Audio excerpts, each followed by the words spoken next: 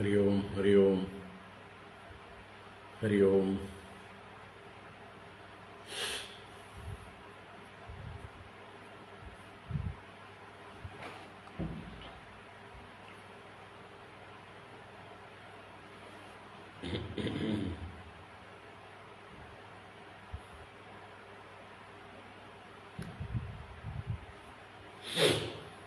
ഹരി ഓം ഹരി ഓം.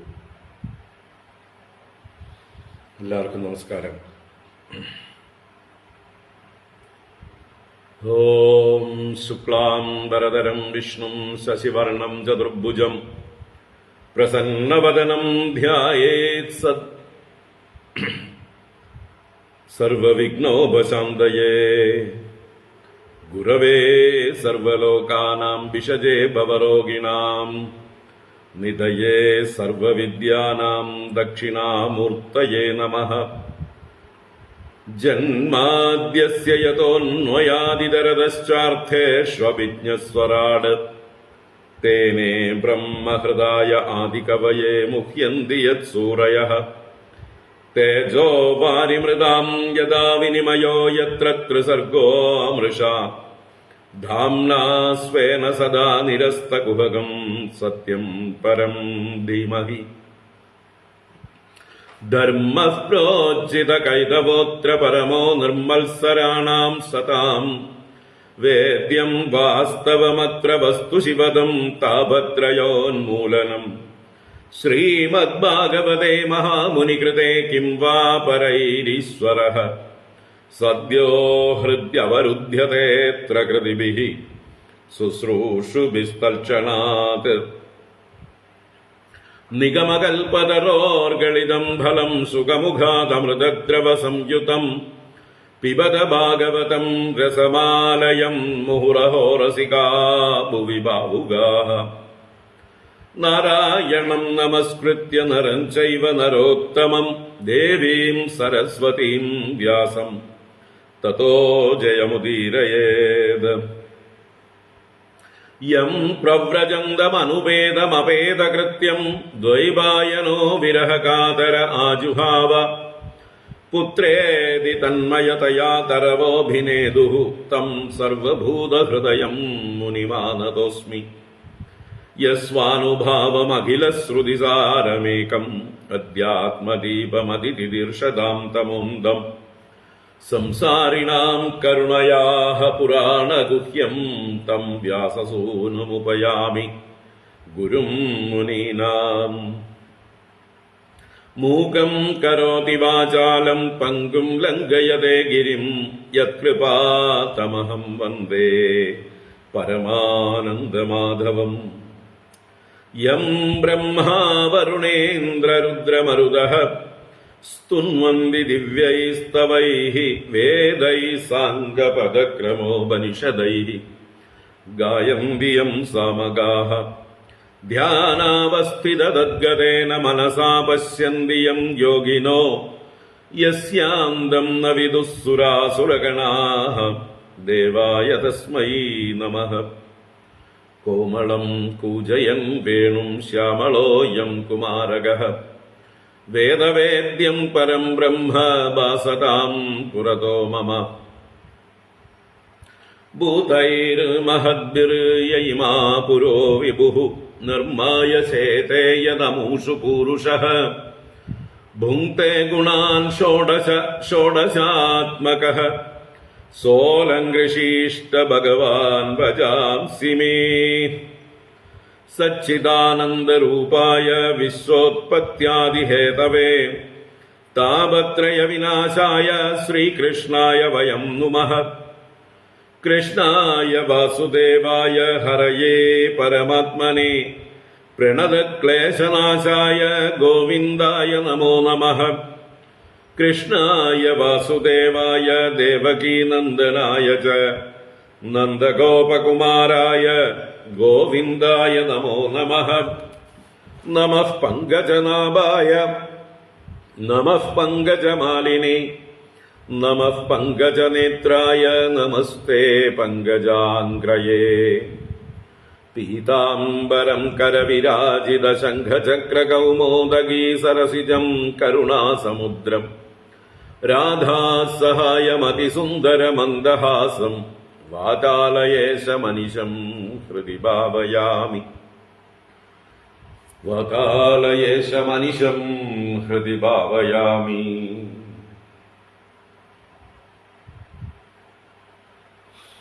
ഓം നമോ ഭഗവതേ വാസുദേവായ.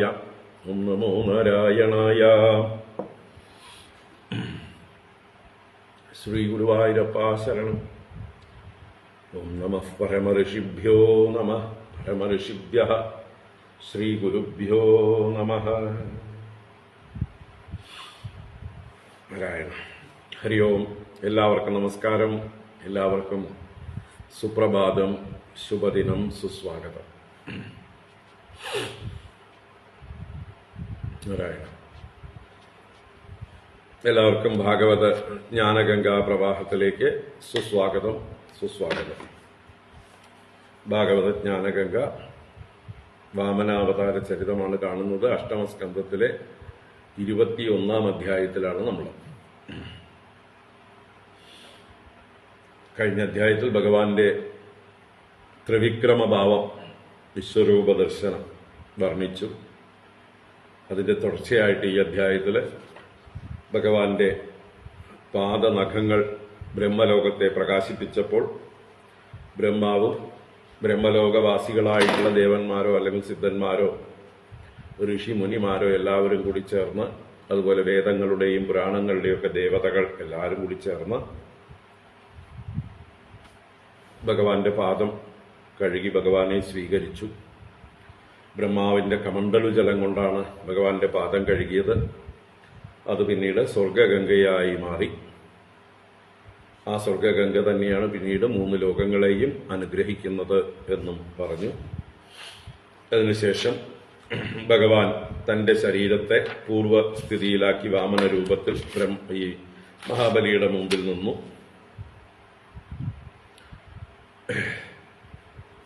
ആ സമയത്ത് എല്ലാവരും ഭഗവാനെ സ്തുതിച്ചുകൊണ്ടിരുന്നു, ബ്രഹ്മാദിദേവന്മാരെല്ലാം. പക്ഷേ അസുരന്മാർ മാത്രം അസ്വസ്ഥരായിക്കൊണ്ട് ഈ വാമന രൂപത്തിൽ വന്ന വിഷ്ണു തങ്ങളുടെ സ്വാമിയായ മഹാബലിയെ വഞ്ചിച്ചു. വേഷം കെട്ടി ബ്രാഹ്മണ വേഷത്തിൽ വന്നത് വിഷ്ണുവാണ്. അദ്ദേഹം ബ്രാഹ്മണനല്ല. ദേവന്മാർക്ക് വേണ്ടി കള്ളത്തരം ചെയ്യാൻ വേണ്ടി വന്നതാണ്. നമ്മുടെ യജമാനനാകട്ടെ അദ്ദേഹം വ്രതത്തിലായിരുന്നു. അദ്ദേഹം ആയുധമെടുക്കില്ല. അതുകൊണ്ട് നമ്മൾ ആയുധമെടുക്കണം, നമ്മൾ വേണം വിഷ്ണുവിനെ വധിക്കാൻ എന്ന് പറഞ്ഞുകൊണ്ട് അസുരന്മാരെല്ലാവരും കൂടി ഭഗവാന്റെ നേരെ പാഞ്ഞു ചെല്ലുന്നു ആയുധങ്ങളുമായിട്ട്. ആ സമയത്ത് ഭഗവാന്റെ പാർഷദന്മാർ 14 പേർ ഇവരെ തടയുന്നു. അവരുടെ ഓരോരുത്തരും 14 പേരിൽ ഓരോരുത്തരും 10,000 ആനയുടെ ശക്തിയുള്ളവരാണെന്ന് പറഞ്ഞു. ആ പാർഷദന്മാര് അസുര സൈന്യത്തെ കൊന്നൊടുക്കുന്നു. ഈ സമയത്ത് മഹാബലി അസുര സൈന്യത്തെ തടഞ്ഞുകൊണ്ട് അവരോട് പാതാളത്തിലേക്ക് തിരിച്ചു പോകാനായിട്ട് ആവശ്യപ്പെടുന്നു. ആ ഭാഗമാണ് നമ്മൾ ഇനി കാണാനുള്ളത്. അത് കഴിഞ്ഞ് ഭഗവാന്റെ പാർഷദനായ ഗരുഡൻ മഹാബലിയെ ബന്ധിക്കുന്നു. ഭഗവാൻ മഹാബലിയോട് 3ാമത്തെ പാദം വയ്ക്കാൻ എവിടെയാണ് എന്നുള്ളതായിട്ട് ചോദ്യം ചെയ്യുന്നു. അങ്ങനെ സത്യസന്ധനും ധർമ്മനിഷ്ഠനും ധീരനുമായ മഹാബലിയുടെ മഹത്വത്തെ ലോകത്തിലേക്ക് ഭഗവാൻ തന്നെ പ്രകാശിപ്പിക്കുകയാണ്. ഭഗവാന്റെ കാരുണ്യമാണിത്. ഭഗവാന്റെ അനുഗ്രഹമാണ്, നിഗ്രഹമല്ല.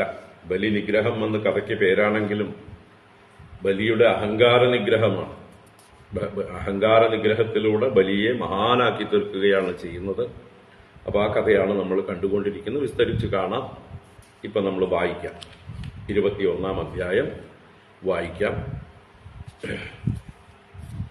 ഇന്നലെ പറഞ്ഞു നിർത്തിയവിടുന്ന് പറയാനുള്ളത് തുടരുകയും ചെയ്യാം. ഓം നമോ ഭഗവതേ വാസുദേവായ. അഥ ശ്രീമദ്ഭാഗവതേ അഷ്ടമസ്കന്ധേ ഏകവിംശതിതമോऽധ്യായഃ. ശ്രീശുക ഉവാച. സത്യം സമീക്ഷ്യാബ്ജപവോ നഗേന്ദുഭിഃ ഹതസ്വതാമദ്യുതിരാവൃതോഭ്യഗാത് മരീചിമിശ്രാർഷയോ ബൃഹദ്വ്രതാഃ സനന്ദനാദ്യാ നരദേവയോഗിനഃ. ഒരു സെക്കൻഡ് കേട്ടോ.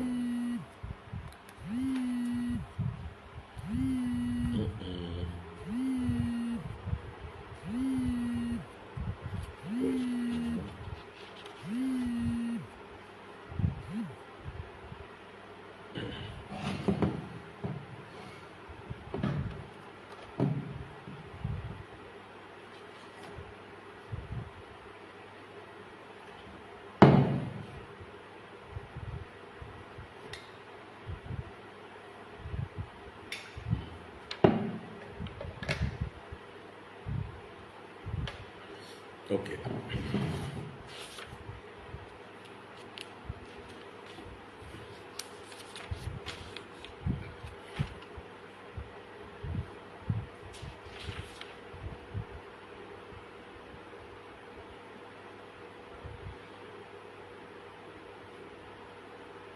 ഒന്നാമത്തെ ശ്ലോകമല്ലേ വായിച്ചുള്ളൂ. നാരായണം. അപ്പോഴേക്കൊരു ഫോൺ വന്നു, അത് എടുക്കുമ്പോഴേക്കും കട്ടായി. വേണ്ടപ്പെട്ടതായിരുന്നു.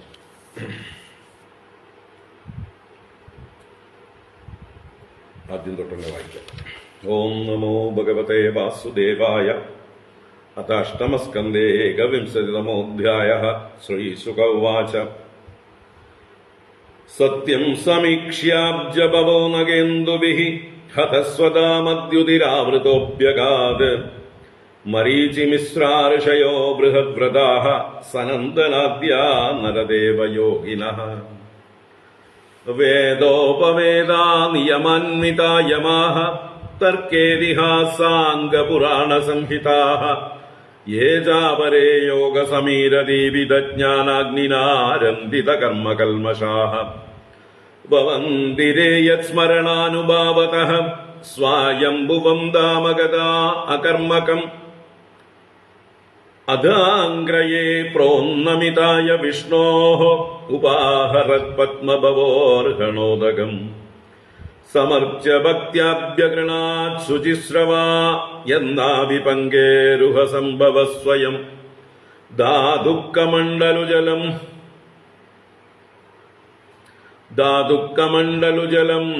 തദുരുക്രമസ്യ പാദാവനേ ജനപവിത്രതയാ നരേന്ദ്ര സ്വർദുന്യഭൂത്നവസി സാ പതതി നിമാർഷ്ടി ലോകത്രയം ഭഗവതോ വിശദേവ കീർത്തിഃ. ബ്രഹ്മാദയോ ലോകനാഥാഃ സ്വനാഥായ സമാദൃതാഃ സാനുഗാബലിമാ ജക്രുഃ സംക്ഷിപ്താത്മവിഭൂതയേ തോയൈഃ സമർഹണൈഃ സ്രഗ്ഭിഃ ദിവ്യഗന്ധാനുലേപനൈഃ ധൂപൈർദീപൈഃ സുരഭിഭിഃ ലാജാക്ഷതഫലാങ്കുരൈഃ സ്തവനൈർജയശബ്ദൈശ്ച തദ്വീര്യമഹിമാങ്കിതൈഃ നൃത്യവാദിത്രഗീതൈശ്ച ശംഖദുന്ദുഭിനിസ്വനൈഃ ജാംബവാൻ വൃക്ഷരാജസ്തു ഭേരീശബ്ദൈർമനോജവഃ വിജയം ദിക്ഷു സർവാസു മഹോത്സവമഘോഷയത് മഹീം സർവാം ഹൃതാം ദൃഷ്ട്വാ ത്രിപദവ്യാജയാജ്ഞയാ ഊചുസ്വഭർത്തുരസുരാഃ ദീക്ഷിതസ്യാത്യമർഷിതാഃ. ന വാ അയം ബ്രഹ്മബന്ധുഃ വിഷ്ണുർമായാവിനംബരഃ ദ്വിജരൂപപ്രതിച്ഛന്നോ ദേവകാര്യം ചികീർഷതി അനേന യാചമാനേന ശത്രുണാ വടുരൂപിണാ സർവസ്വം നോ ഹൃതം ഭർത്തുഃ ന്യസ്തദണ്ഡസ്യ ബർഹിഷി സത്യവ്രതസ്യ സതതം ദീക്ഷിതസ്യ വിശേഷതഃ നാനൃതം ഭാഷിതും ശക്യം ബ്രഹ്മണ്യസ്യ ദയാവതഃ തസ്മാദസ്യ വധോ ധർമ്മോ ഭർത്തുഃ ശുശ്രൂഷണം ച നഃ ഇത്യായുധാനി ജഗൃഹുഃ ബലേഃ അനുചരാസുരാം. തേ സർവേ വാമനം ഹന്തും ശൂലപട്ടിശപാണയഃ അനിച്ഛതോ ബലേ രാജൻ പ്രാദ്രവൻ ജാതമന്യവഃ താനഭിദ്രവതോ ദൃഷ്ട്വാ വിദിജാനീകപാൻ നൃപ പ്രഹസ്യാനുചരാ വിഷ്ണോഃ പ്രത്യഷേധന്നുദായുധാഃ നന്ദസുനന്ദോദജയോ വിജയഃ പ്രബലോ ബലഃ കുമുദാക്ഷശ്ച വിശ്വക്സേനഃ പദത്രിരാട് ജയന്തഃ പുഷ്പദന്തോദസത്വതഃ സർവേ നാഗായുധപ്രാണാഃ ചമൂം തേ ജഗ്നുരാസുരീം ഹന്യമാനാൻ സ്വകാൻ ദൃഷ്ട്വാ പുരുഷാനുചരൈർബലിഃ വാരയാമാസ സംരബ്ധാൻ കാവ്യശാപമനുസ്മരൻ. ഹേ വിപ്രചിത്തേ ഹേ രാഹോ ഹേ നേമേ ശ്രൂയതാം വചഃ മാ യുധ്യത നിവർത്തദ്വം നമഃ കാലോയമർത്ഥകൃത്. യഃ പ്രഭുഃ സർവഭൂതാനാം സുഖദുഃഖോപപത്തയേ തം നാദിവർത്തിതും ദൈത്യാഃ പൗരുഷൈർ ഈശ്വരഃ പുമാൻ. യോ നോ ഭവായ പ്രാഗാസീത് അഭവായ ദിവൗകസാം സ ഏവ ഭഗവാനദ്യ വർത്തത്തെ തദ്വിപര്യം. ബലേന സജീവൈർബുദ്ധ്യാ ദുർഗൈർമന്ത്രൗഷധാദിഭിഃ സാമാദിഭിരുപായൈശ്ച കാലം നാത്യേതി വൈ ജനഃ. ഭവദ്ഭിർനിർജിതാ ഹ്യേതേ ബഹുശോനുചരാ ഹരേഃ ദൈവേനർദ്ധൈസ്തയേവാദ്യ യുധി ജിത്വാ നദന്തി നഃ. ഏതാൻ വയം വിജേഷ്യാമോ യദി ദൈവം പ്രസീദതി തസ്മാത് കാലം പ്രതീക്ഷധ്വം യോ നോ അർത്ഥത്വായ കൽപ്പത്തെ. ശ്രീശുക ഉവാച പത്യുർനിഗദിതം ശ്രുത്വാ ദൈത്യദാനവയൂഥപാഃ രസാം നിവിവിശൂരാജൻ വിഷ്ണുപാർഷദതാഡിതാഃ. അദതാർക്ഷ്യസുതോ ജ്ഞാത്വാ വിരാട് പ്രഭു ചികീർഷിതം ബബന്ധവാരുണൈഃ പാശൈഃ ബലിം സൗത്യേഹ നിക്രതൗ. ഹാഹാകാരോ മഹാനാസീത് രോദസ്യോ സർവതോ ദിശം ഗൃഹ്യമാണേ അസുരപതൗ വിഷ്ണുനാ പ്രഭവിഷ്ണുനാ. തം ബദ്ധം വാരുണൈഃ പാശൈഃ ഭഗവാനാഹ വാമനഃ നഷ്ടശ്രിയം സ്ഥിരപ്രജ്ഞം ഉദാരയശസം നൃപ. പദാനി ത്രീണി ദത്താനി ഭൂമേർമഹ്യം ത്വയാസുര ദ്വാഭ്യാം ക്രാന്താമഹി സർവാ തൃതീയമുപകൽപ്പയ. യാവത്തപത്യസൗ ഗോഭിഃ യാവദിന്ദുഃ സഹോടുഭിഃ യാവദ്വർഷതി പർജന്യഃ താവതീ ഭൂരിയം തവ. പദൈകേന മയാ ക്രാന്തോ ഭൂർലോകഃ കം ദിശസ്തനോഃ സ്വർലോകസ്തു ദ്വിതീയേന പശ്യതസ്തേ സ്വമാത്മനാ. പ്രതിശ്രുതമദാദുസ്തേ നിരയേ വാസയിഷ്യത്തെ വിശത്വം നിരയം തസ്മാത് ഗുരുണാ ചാനുമോദിതഃ.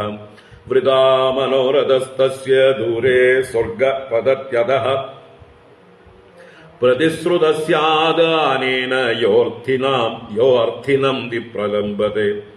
വിപ്രലബ്ധോ ദദാമീതി ത്വയാഹം ചാഡ്യമാനിന തദ്വ്യളീകബലം ഭുങ്ക്ഷ്വ നിരയം കതിചിൽ സമാഹ.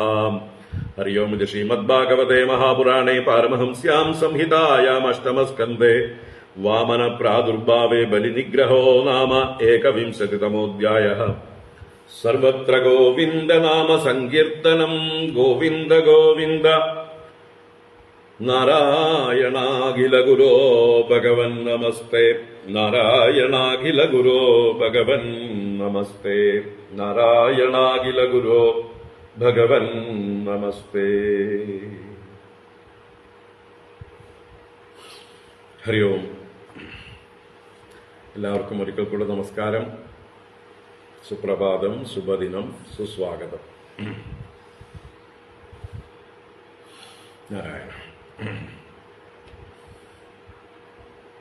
ഭാഗവത ജ്ഞാനഗംഗ അഷ്ടമസ്കന്ധം 21 അധ്യായമാണ് നമ്മൾ കണ്ടുകൊണ്ടിരിക്കുന്നത്. വാമന അവതാര ചരിത്രത്തിൽ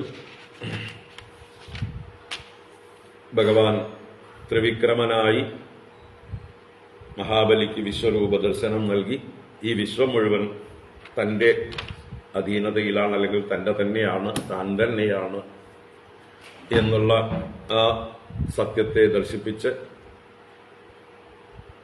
ബ്രഹ്മലോക പര്യന്തം ഭഗവാന്റെ കാല് വ്യാപിച്ചിരുന്നു.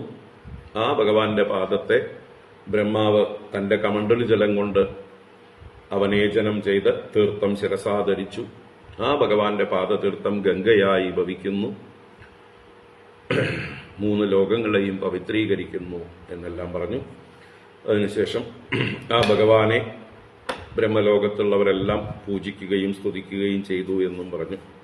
ജാംബവാൻ ഭഗവാന്റെ വിജയം ആഘോഷിച്ചുകൊണ്ട് 21 വട്ടം ഭൂമിയിൽ ഭേരി മുഴക്കി ഭഗവാന്റെ യശസ്സിനെ പരത്തി.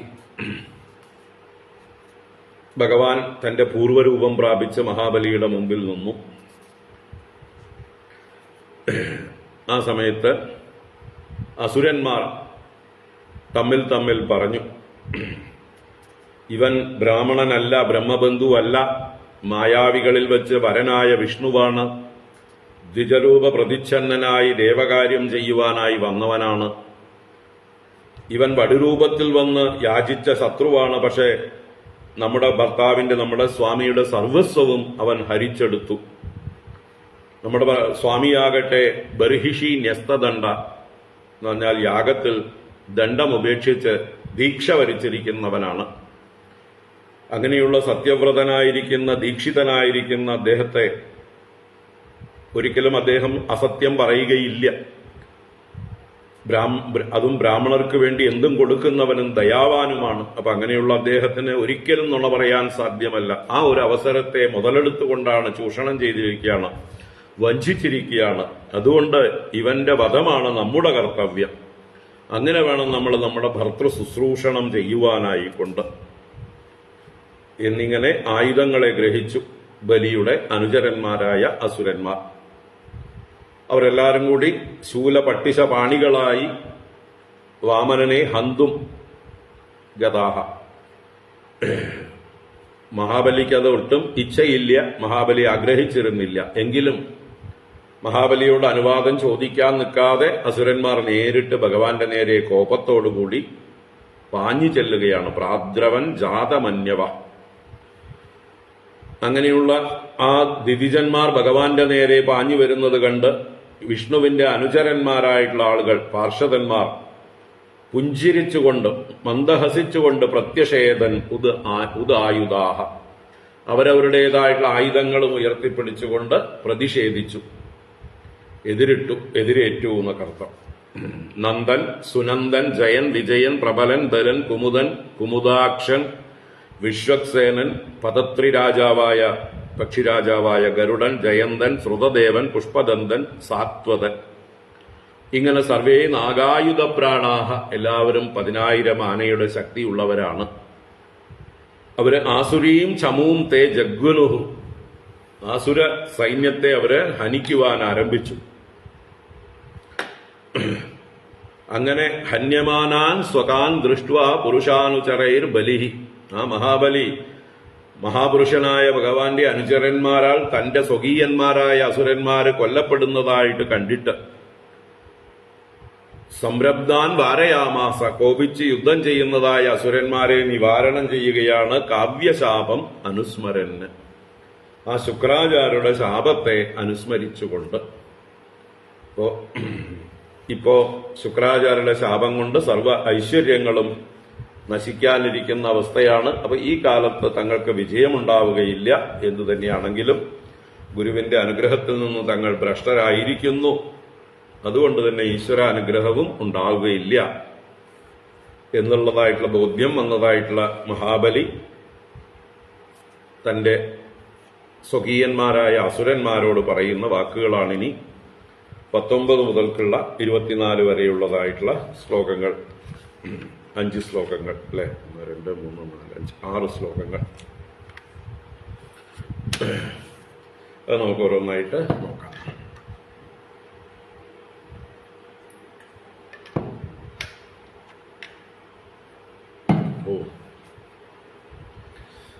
അപ്പൊ ബലിവചനം.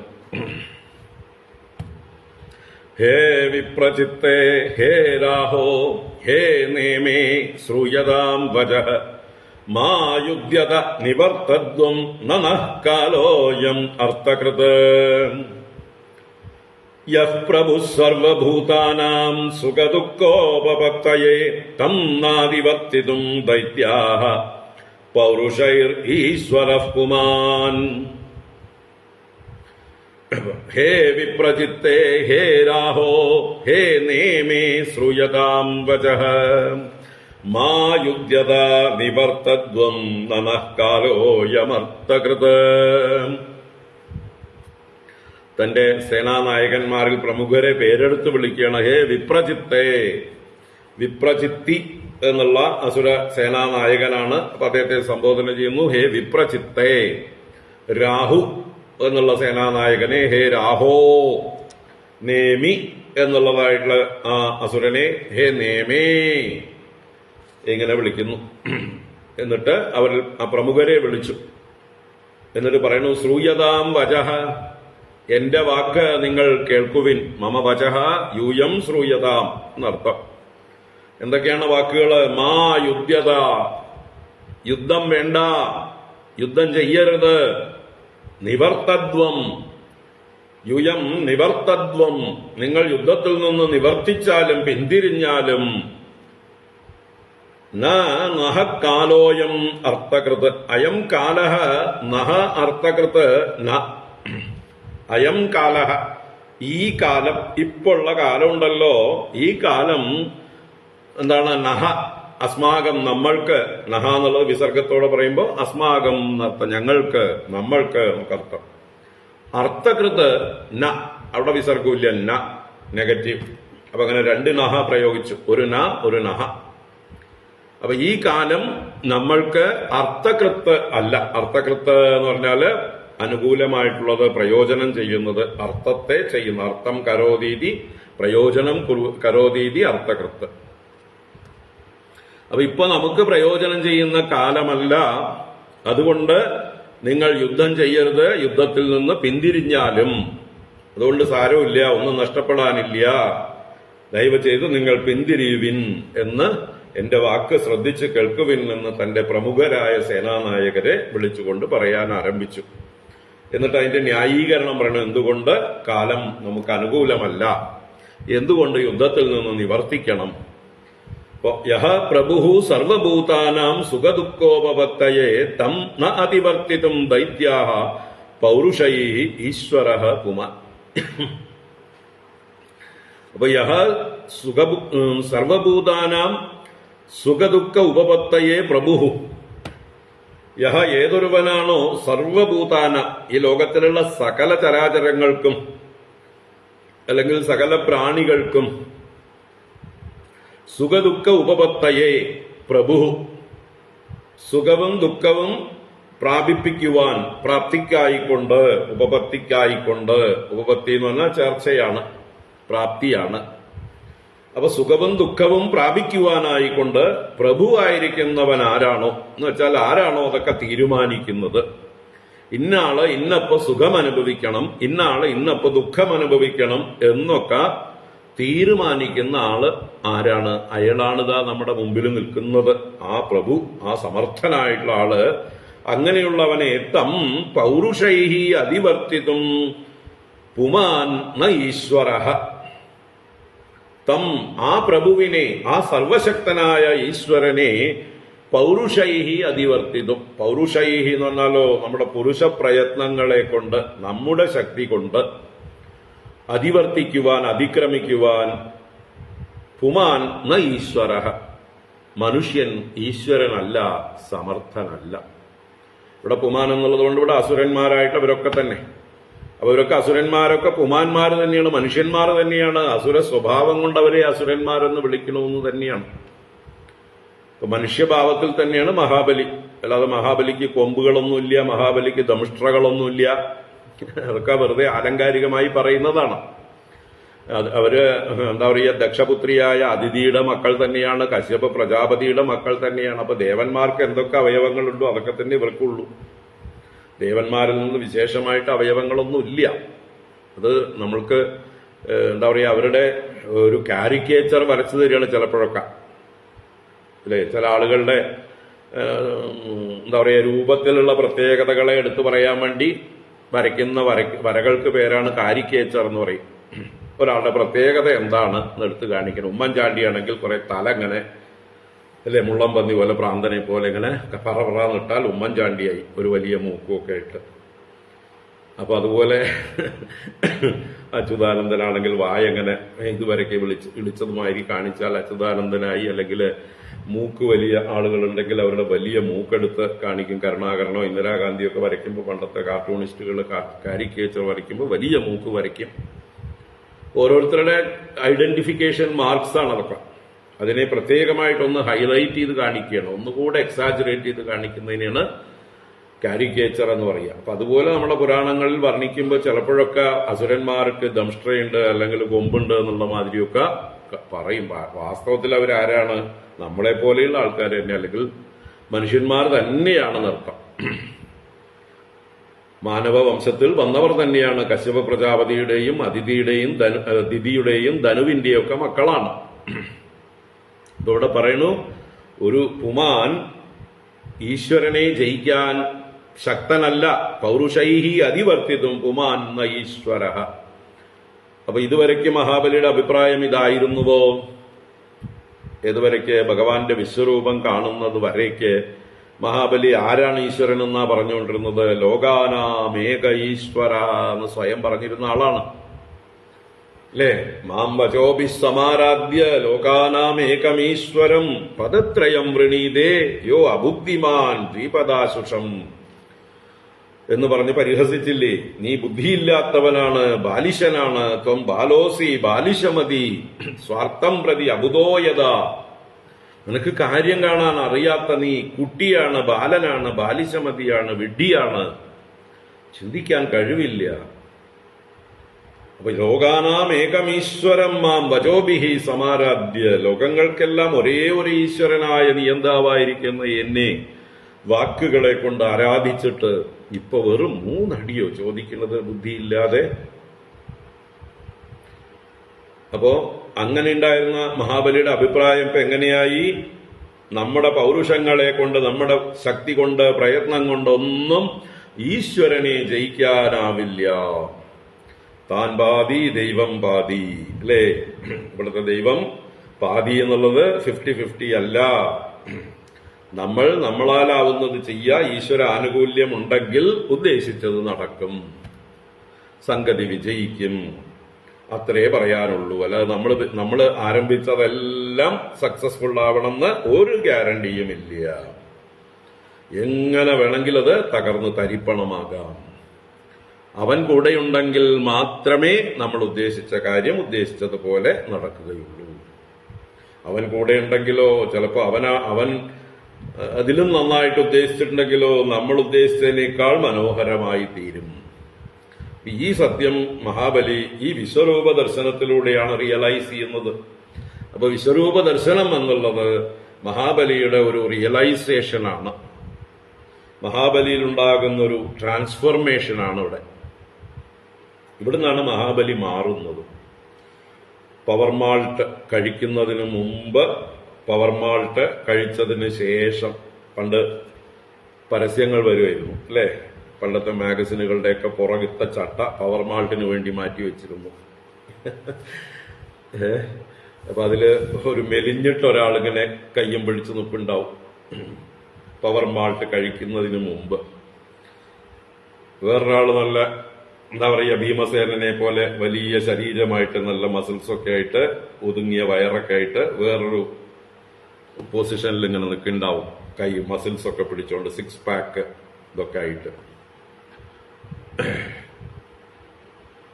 പവർ മാൾട്ട് കഴിച്ചതിന് ശേഷം വ്യത്യാസം, പവർ മാൾട്ട് കഴിക്കുന്നതിന് മുമ്പും കഴിച്ചതിന് ശേഷമുള്ള വ്യത്യാസം എന്നതുപോലെ ഇവിടെ നമ്മൾ മഹാബലിയെ വിലയിരുത്തേണ്ടത് 2 തലത്തിലാണ്, 2 അവസ്ഥയിലാണ്. ഭഗവാന്റെ വിശ്വരൂപം ദർശിക്കുന്നതിന് മുമ്പുള്ള മഹാബലിയും വിശ്വരൂപ ദർശനത്തിന് ശേഷമുള്ളതായിട്ടുള്ള മഹാബലിയും രണ്ടും രണ്ടാണ്. വലിയ വ്യത്യാസമുണ്ട്. Total transformation. അഹങ്കാരത്തിൽ നിന്ന് ഇപ്പൊ തലയും കുത്തി വീണിരിക്കുകയാണ്. ഒട്ടും അഹങ്കാരമില്ലാത്തൊരവസ്ഥയിലാണ്. ഇനി വല്ല ദേഹാഭിമാനവും ബാക്കിയുണ്ടെങ്കിൽ അതും കൂടി കളയാനാണ് ഭഗവാന്റെ അവസാനത്തെ പരീക്ഷണം. എന്താ പറയുക, ശവപ്പെട്ടിയിൽ അവസാനത്തെ ആണിയും അടിക്കുക ഇനി പൊങ്ങി വരാത്ത രീതിയിൽ എന്ന് പറയില്ലേ, അതുപോലെയുള്ള പരീക്ഷണങ്ങളാണ് ഭഗവാൻ കൊടുക്കാൻ പോകുന്നത്. അതും കൂടി കഴിയുമ്പോൾ പിന്നെ ഒരിക്കലും മഹാബലിക്ക് ഒരു തരത്തിലുള്ള അഭിമാനം ഉണ്ടാവില്ല. അദ്ദേഹം ഭഗവാന്റെ ഏറ്റവും ഉത്തമനായ ഭാഗവതോത്തമനായ ഭക്തനായിട്ട് മാറും. അവന്റെ സേവകനായി ഭക്തപരാധീനനായിട്ട് ഭഗവാൻ സുതലവാസിയായി കാവൽക്കാരനായി നിൽക്കും. ആ ഭഗവാനെ കണ്ട് മഹാബലി മുക്തനായിത്തീരും. അദ്ദേഹത്തിന് പിന്നെ സ്വർഗാധിപത്യമൊന്നും വേണ്ട എന്നുള്ള അവസ്ഥയിൽ വരും. പക്ഷെ അടുത്ത മന്വന്തരത്തിൽ അദ്ദേഹം താല്പര്യപ്പെട്ടില്ലെങ്കിലും ഭഗവാൻ അദ്ദേഹത്തെ പിടിച്ച് പുരന്ദരനെ, ഇറങ്ങിപ്പോകാൻ തയ്യാറാവാത്ത പുരന്ദരനെ കഴുത്തിന് പിടിച്ചു തള്ളി ആ സ്ഥാനത്ത് ഈ മഹാബലിയെ ഭഗവാൻ തന്നെ പ്രതിഷ്ഠിക്കുന്നത് കാണാം. അപ്പൊ നോക്കൂ ഭഗവാന്റെ ഒരു കാരുണ്യം. ഇപ്പൊ ഭഗവാന്റെ ഈ പരീക്ഷ എന്നുള്ളത് വിചിത്രമാണ്. ഉപദ്രവിക്കുന്നത് പോലെ തോന്നും. ഇതൊക്കെ മനസ്സിലാക്കിയ ആൾക്കാരാണ് കുചേലനെ പോലെയുള്ള ആൾക്കാരൊക്കെ, അംബരീഷനെ പോലെയുള്ള ആൾക്കാർ. മഹാത്മാക്കളൊക്കെ ഭഗവാന്റെ പരീക്ഷയെ മനസ്സിലാക്കിയവരാണ്. ഇവന്റെ പിതാമഹനായ പ്രഹ്ലാദൻ മനസ്സിലാക്കിയിട്ടുണ്ട്. അല്ലേ, കുചേലൻ പറയുന്നില്ലേ, ഭഗവാൻ ഒരുവന് പെട്ടെന്ന് തന്നെ ഭജിക്കുന്നവർക്ക് എല്ലാം വാരിക്കോരി കൊടുക്കില്ല. അവനെ നല്ലതുപോലെ ബുദ്ധിമുട്ടിച്ച് കഷ്ടപ്പെടുത്തി പാകപ്പെടുത്തി ശുദ്ധനാക്കി അഹങ്കാരമില്ലാത്തവനാക്കി എല്ലാ ജീവിത പാഠങ്ങളും ഉൾക്കൊള്ളുന്ന പക്വതയോടുകൂടിയവനാക്കിയിട്ട് അവന് ധാരാളം കൊടുക്കും. ഭഗവാൻ സർവസ്വവും കൊടുക്കും. ദേവദുർലഭമായിട്ടുള്ള സ്വർഗത്തിനേക്കാൾ കേമമായിട്ടുള്ള ഐശ്വര്യം കൊടുക്കും എന്ന് നമ്മുടെ കുചേലൻ പറയുന്നുണ്ട്. അപ്പൊ അഹങ്കാരികൾക്ക് പെട്ടെന്ന് വാരിക്കോരി അനുഗ്രഹം കൊടുക്കുന്ന ആളല്ല ഭഗവാൻ. അവന്റെ അഹങ്കാരത്തെ ആദ്യം കളഞ്ഞിട്ടാണ്, പാത്രം ശുദ്ധമാക്കിയതിനു ശേഷമാണ് ഭഗവാന്റെ അനുഗ്രഹം വർഷിക്കുക. അല്ലെങ്കിൽ ആ പാത്രം ദുഷിച്ചതാണെങ്കിൽ നമ്മുടെ ഭസ്മാസുരനെ പോലെയും ഇതുപോലെയുള്ള ഹിരണ്യാക്ഷ ഹിരണ്യകശിപുക്കളെ പോലെയും മഹിഷാസുരനെ പോലെയൊക്കെ ഉള്ള ആളുകളായിട്ട് മാറും. അപ്പൊ പാത്രശുദ്ധി വേണം. ആ പാത്രശുദ്ധിയാണ് ഭഗവാൻ ആദ്യം ഉണ്ടാക്കുന്നത്. അപ്പോ ആ മഹാബലിയുടെ മാറ്റം നിങ്ങൾ ശ്രദ്ധിക്കുക അദ്ദേഹത്തിന്റെ വാക്കുകളിലൂടെ. അപ്പോ സർവ ജീവജാലങ്ങൾക്കും സുഖദുഃഖങ്ങളെ പ്രാപിപ്പിക്കുന്നവൻ ആരാണോ, ഏതൊരു പ്രഭുവാണോ, ആ പ്രഭുവിനെ പൗരുഷങ്ങളെ കൊണ്ട് അതിക്രമിക്കുവാൻ ഒരു പുരുഷനും ഒരു മനുഷ്യനും ആരും ശക്തരല്ല. ഭഗവാനെ അതിലംഘിക്കുവാൻ, ഭഗവാന്റെ ഇച്ഛയെ മാറ്റിമറിക്കാൻ ആർക്കും ശക്തിയില്ല. ഇപ്പോ മഹാബലി ഭഗവാന്റെ മാഹാത്മ്യം അറിഞ്ഞുകൊണ്ട് പരമാർത്ഥം അറിഞ്ഞുകൊണ്ടുള്ള വചനങ്ങളാണെന്ന് ഗ്രഹിക്കാം. യോ നോ ഭവായ പ്രാഗാസീത് അഭവായ ദിവൗകസാം സയേവ ഭഗവാനദ്യ വർത്തതേ തദ്വിപര്യം. യോ നോ ഭവായ പ്രാഗാസീത് അഭവായ ദിവൗകസാം സയേവ ഭഗവാനദ്യ വർത്തതേ തദ്വിപര്യം. യോ മണയഹ, ഏതൊരുവനാണോ, നോ നഹ അസ്മാകം ഭവായ പ്രാഗാസി, ഭവായ എന്ന് പറഞ്ഞാൽ അഭിവൃദ്ധയെ, നമ്മുടെ അഭിവൃദ്ധിക്കായിക്കൊണ്ട് നമ്മുടെ നന്മയ്ക്കായിക്കൊണ്ട് ആരാണോ പ്രാഗാസി മുമ്പ് ഭവിച്ചത്. അപ്പൊ മുമ്പ് ഇവൻ നമ്മുടെ അനുകൂലനായിരുന്നു. ആരാ? ഈ പ്രഭു. അപ്പോ ഭഗവാൻ എങ്ങനെയായിരുന്നു? അഭവായ ദിവൗകസാം, ദിവൗകസാം അഭവായ ച, നമ്മൾക്ക് ഭവത്തിന് നമ്മൾക്ക് സപ്പോർട്ടായിരുന്നപ്പോൾ, നമ്മളെ പോഷിപ്പിച്ചുകൊണ്ടിരുന്ന കാലത്ത് ദിവൗകസാം അഭവായ, ദേവലോകവാസികൾക്ക് അഭവം എന്ന് വെച്ചാലോ അവർക്ക് ക്ഷീണം, അവരെ അനുഗ്രഹിച്ചില്ല ഭഗവാൻ. അവർക്ക് പ്രതികൂലമായി വർത്തിച്ച കാലമായിരുന്നു, നമുക്ക് അനുകൂലമായി വർത്തിച്ച കാലമായിരുന്നു നമ്മൾ മുമ്പ് വിജയിച്ചത്. സയേവ ഭഗവാൻ അദ്യ വർത്തതേ തദ്വിപര്യം. സയേവ ഭഗവാൻ, അതേ ഭഗവാൻ തന്നെയാണ് അദ്യ ഇപ്പോൾ തദ്വിപര്യം വർത്തതേ, അതിന്റെ വിപരീതമായി പ്രവർത്തിക്കുന്നത്. അപ്പൊ എന്താ അതിന്റെ വിപരീതം? ഇപ്പൊ ദിവൗകസാംഭവായ നഹ അഭവായ. ഇപ്പൊ അദ്ദേഹം പ്രവർത്തിക്കുന്നത് ദേവന്മാർക്കുള്ള ഭവത്തിനായിക്കൊണ്ടും അഭിവൃദ്ധിക്കായിക്കൊണ്ടും, നഹ അസ്മാകം അസുരാണോ, അസുരന്മാർക്ക് അഭവത്തിനായിക്കൊണ്ടും ക്ഷീണത്തിനായിക്കൊണ്ടും നമുക്ക് പ്രതികൂലമായിട്ടാണ് ഇപ്പൊ ഭഗവാൻ വർത്തിക്കുന്നത്. അത് മനസ്സിലാക്കുക. കാലസ്വരൂപനായ ഈശ്വരൻ മുമ്പ് നമുക്ക് അനുകൂലനായിരുന്നപ്പോൾ നമ്മൾക്ക് വിജയങ്ങളെല്ലാം ഉണ്ടായി. അന്ന് അദ്ദേഹം ദേവന്മാരെ അനുകൂലിച്ചില്ല. ഇപ്പോൾ അദ്ദേഹം ദേവന്മാരുടെ കാര്യസാധ്യത്തിനല്ലേ വേഷം കെട്ടി വന്നിരിക്കണം, അറിയാലോ നമുക്ക്. അപ്പൊ ദേവന്മാർക്ക് അനുകൂലമാണെന്ന് വ്യക്തമല്ലേ, നമുക്ക് പ്രതികൂലമാണെന്ന് ഈ രൂപം കണ്ടപ്പോ മനസ്സിലായില്ലേ എന്ന്. അപ്പൊ ഭഗവാൻ ഇപ്പൊ നമുക്ക് പ്രതികൂലമാണ്. കാലസ്വരൂപനായ ഭഗവാൻ പ്രതികൂലമായിരിക്കുമ്പോ നമ്മൾ എന്ത് ചെയ്തിട്ട് എന്ത് കാര്യം? അതാണ് ചോദിക്കാൻ പോകുന്നത്.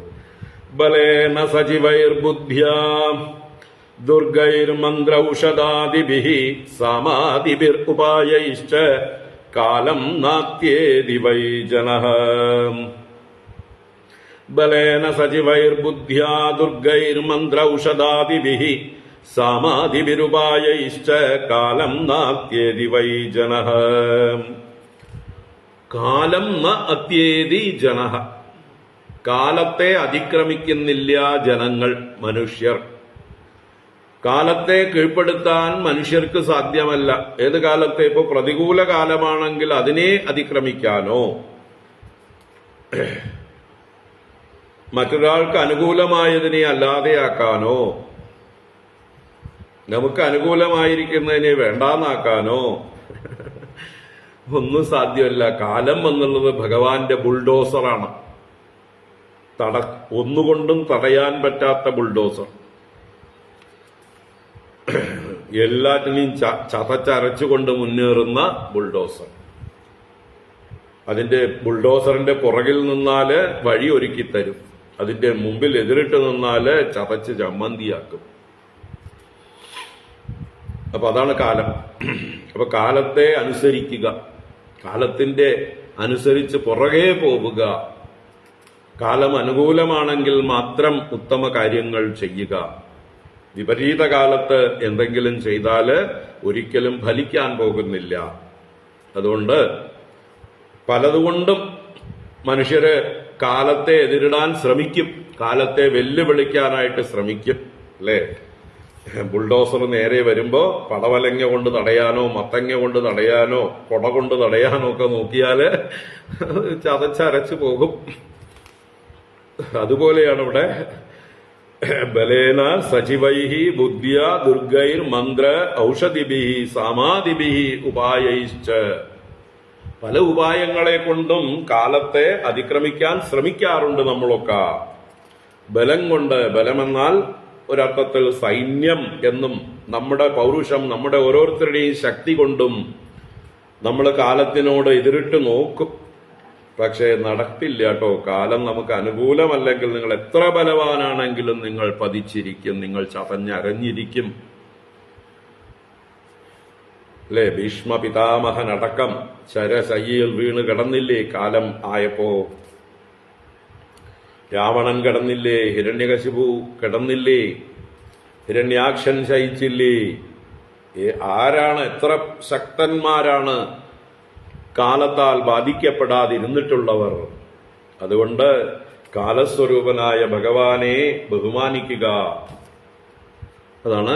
അപ്പൊ ബലം കൊണ്ട്, സൈന്യബലം കൊണ്ടോ അവനവന്റെ ശക്തി കൊണ്ടോ ഏതെങ്കിലും തരത്തില്, അതുപോലെ സജീവൈഹി മന്ത്രിമാരുടെ പ്രത്യേക ഉപദേശങ്ങളെ കൊണ്ട്, മന്ത്രിമാരൊക്കെ വലിയ എന്താ പറയാ ബുദ്ധിജീവികളാണ്, ഉപദേശകന്മാരാണ്.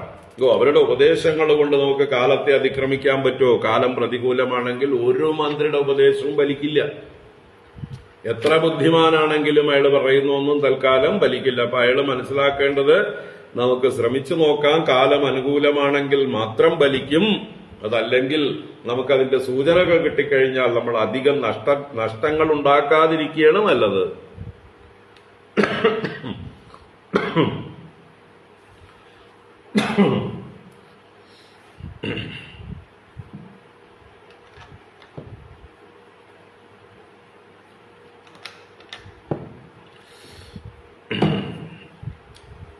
ഏതെങ്കിലും രംഗത്ത് പ്രവർത്തിക്കുന്നവർക്ക് താഴോട്ടാണ് പോയിക്കൊണ്ടിരിക്കുന്നത്. ബിസിനസ്സുകാരൻ നഷ്ടത്തിൽ നിന്ന് നഷ്ടത്തിലേക്ക് കൂപ്പുകുത്തിക്കൊണ്ടിരിക്കുന്നുവെങ്കിൽ അവൻ വളരെ ജാഗ്രതയോടെ ഇൻവെസ്റ്റ് ചെയ്യുന്നത് കുറച്ച് നഷ്ടം കുറയ്ക്കാനുള്ള പണിയാണ് ചെയ്യേണ്ടത്. ഒപ്പം ഈശ്വര പ്രാർത്ഥനയും. താൻ ഇൻവെസ്റ്റ് ചെയ്തതിനേക്ക് എത്രത്തോളം ഊരിയെടുക്കാൻ പറ്റുന്നതാണ് നോക്കേണ്ടത്. വേവുന്ന പെരയിൽ നിന്ന് ഊരുന്ന കഴുക്കോല് ലാഭം എന്ന് കരുതണം.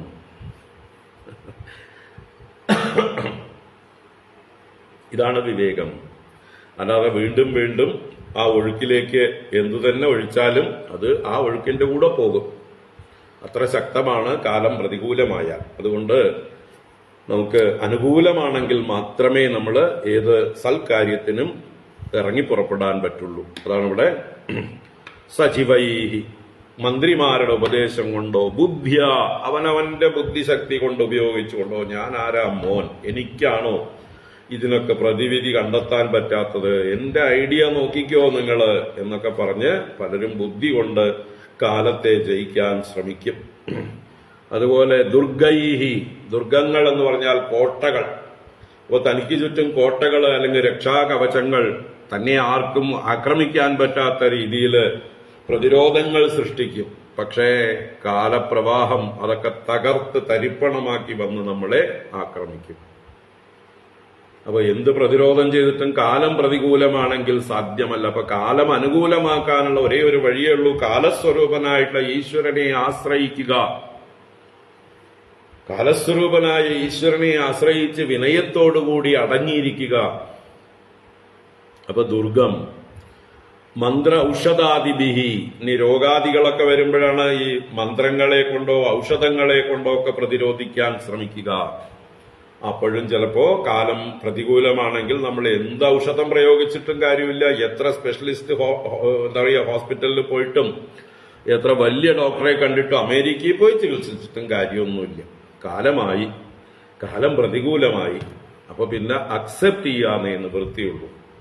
അപ്പൊ ഔഷധികളെ കൊണ്ടോ മന്ത്രാദി ചികിത്സകൾ കൊണ്ടോ ഒന്നും ഭേദമായിക്കൊള്ളണമെന്നില്ല. അതുപോലെ സാമാദിബിഹി ഉപായൈഹി.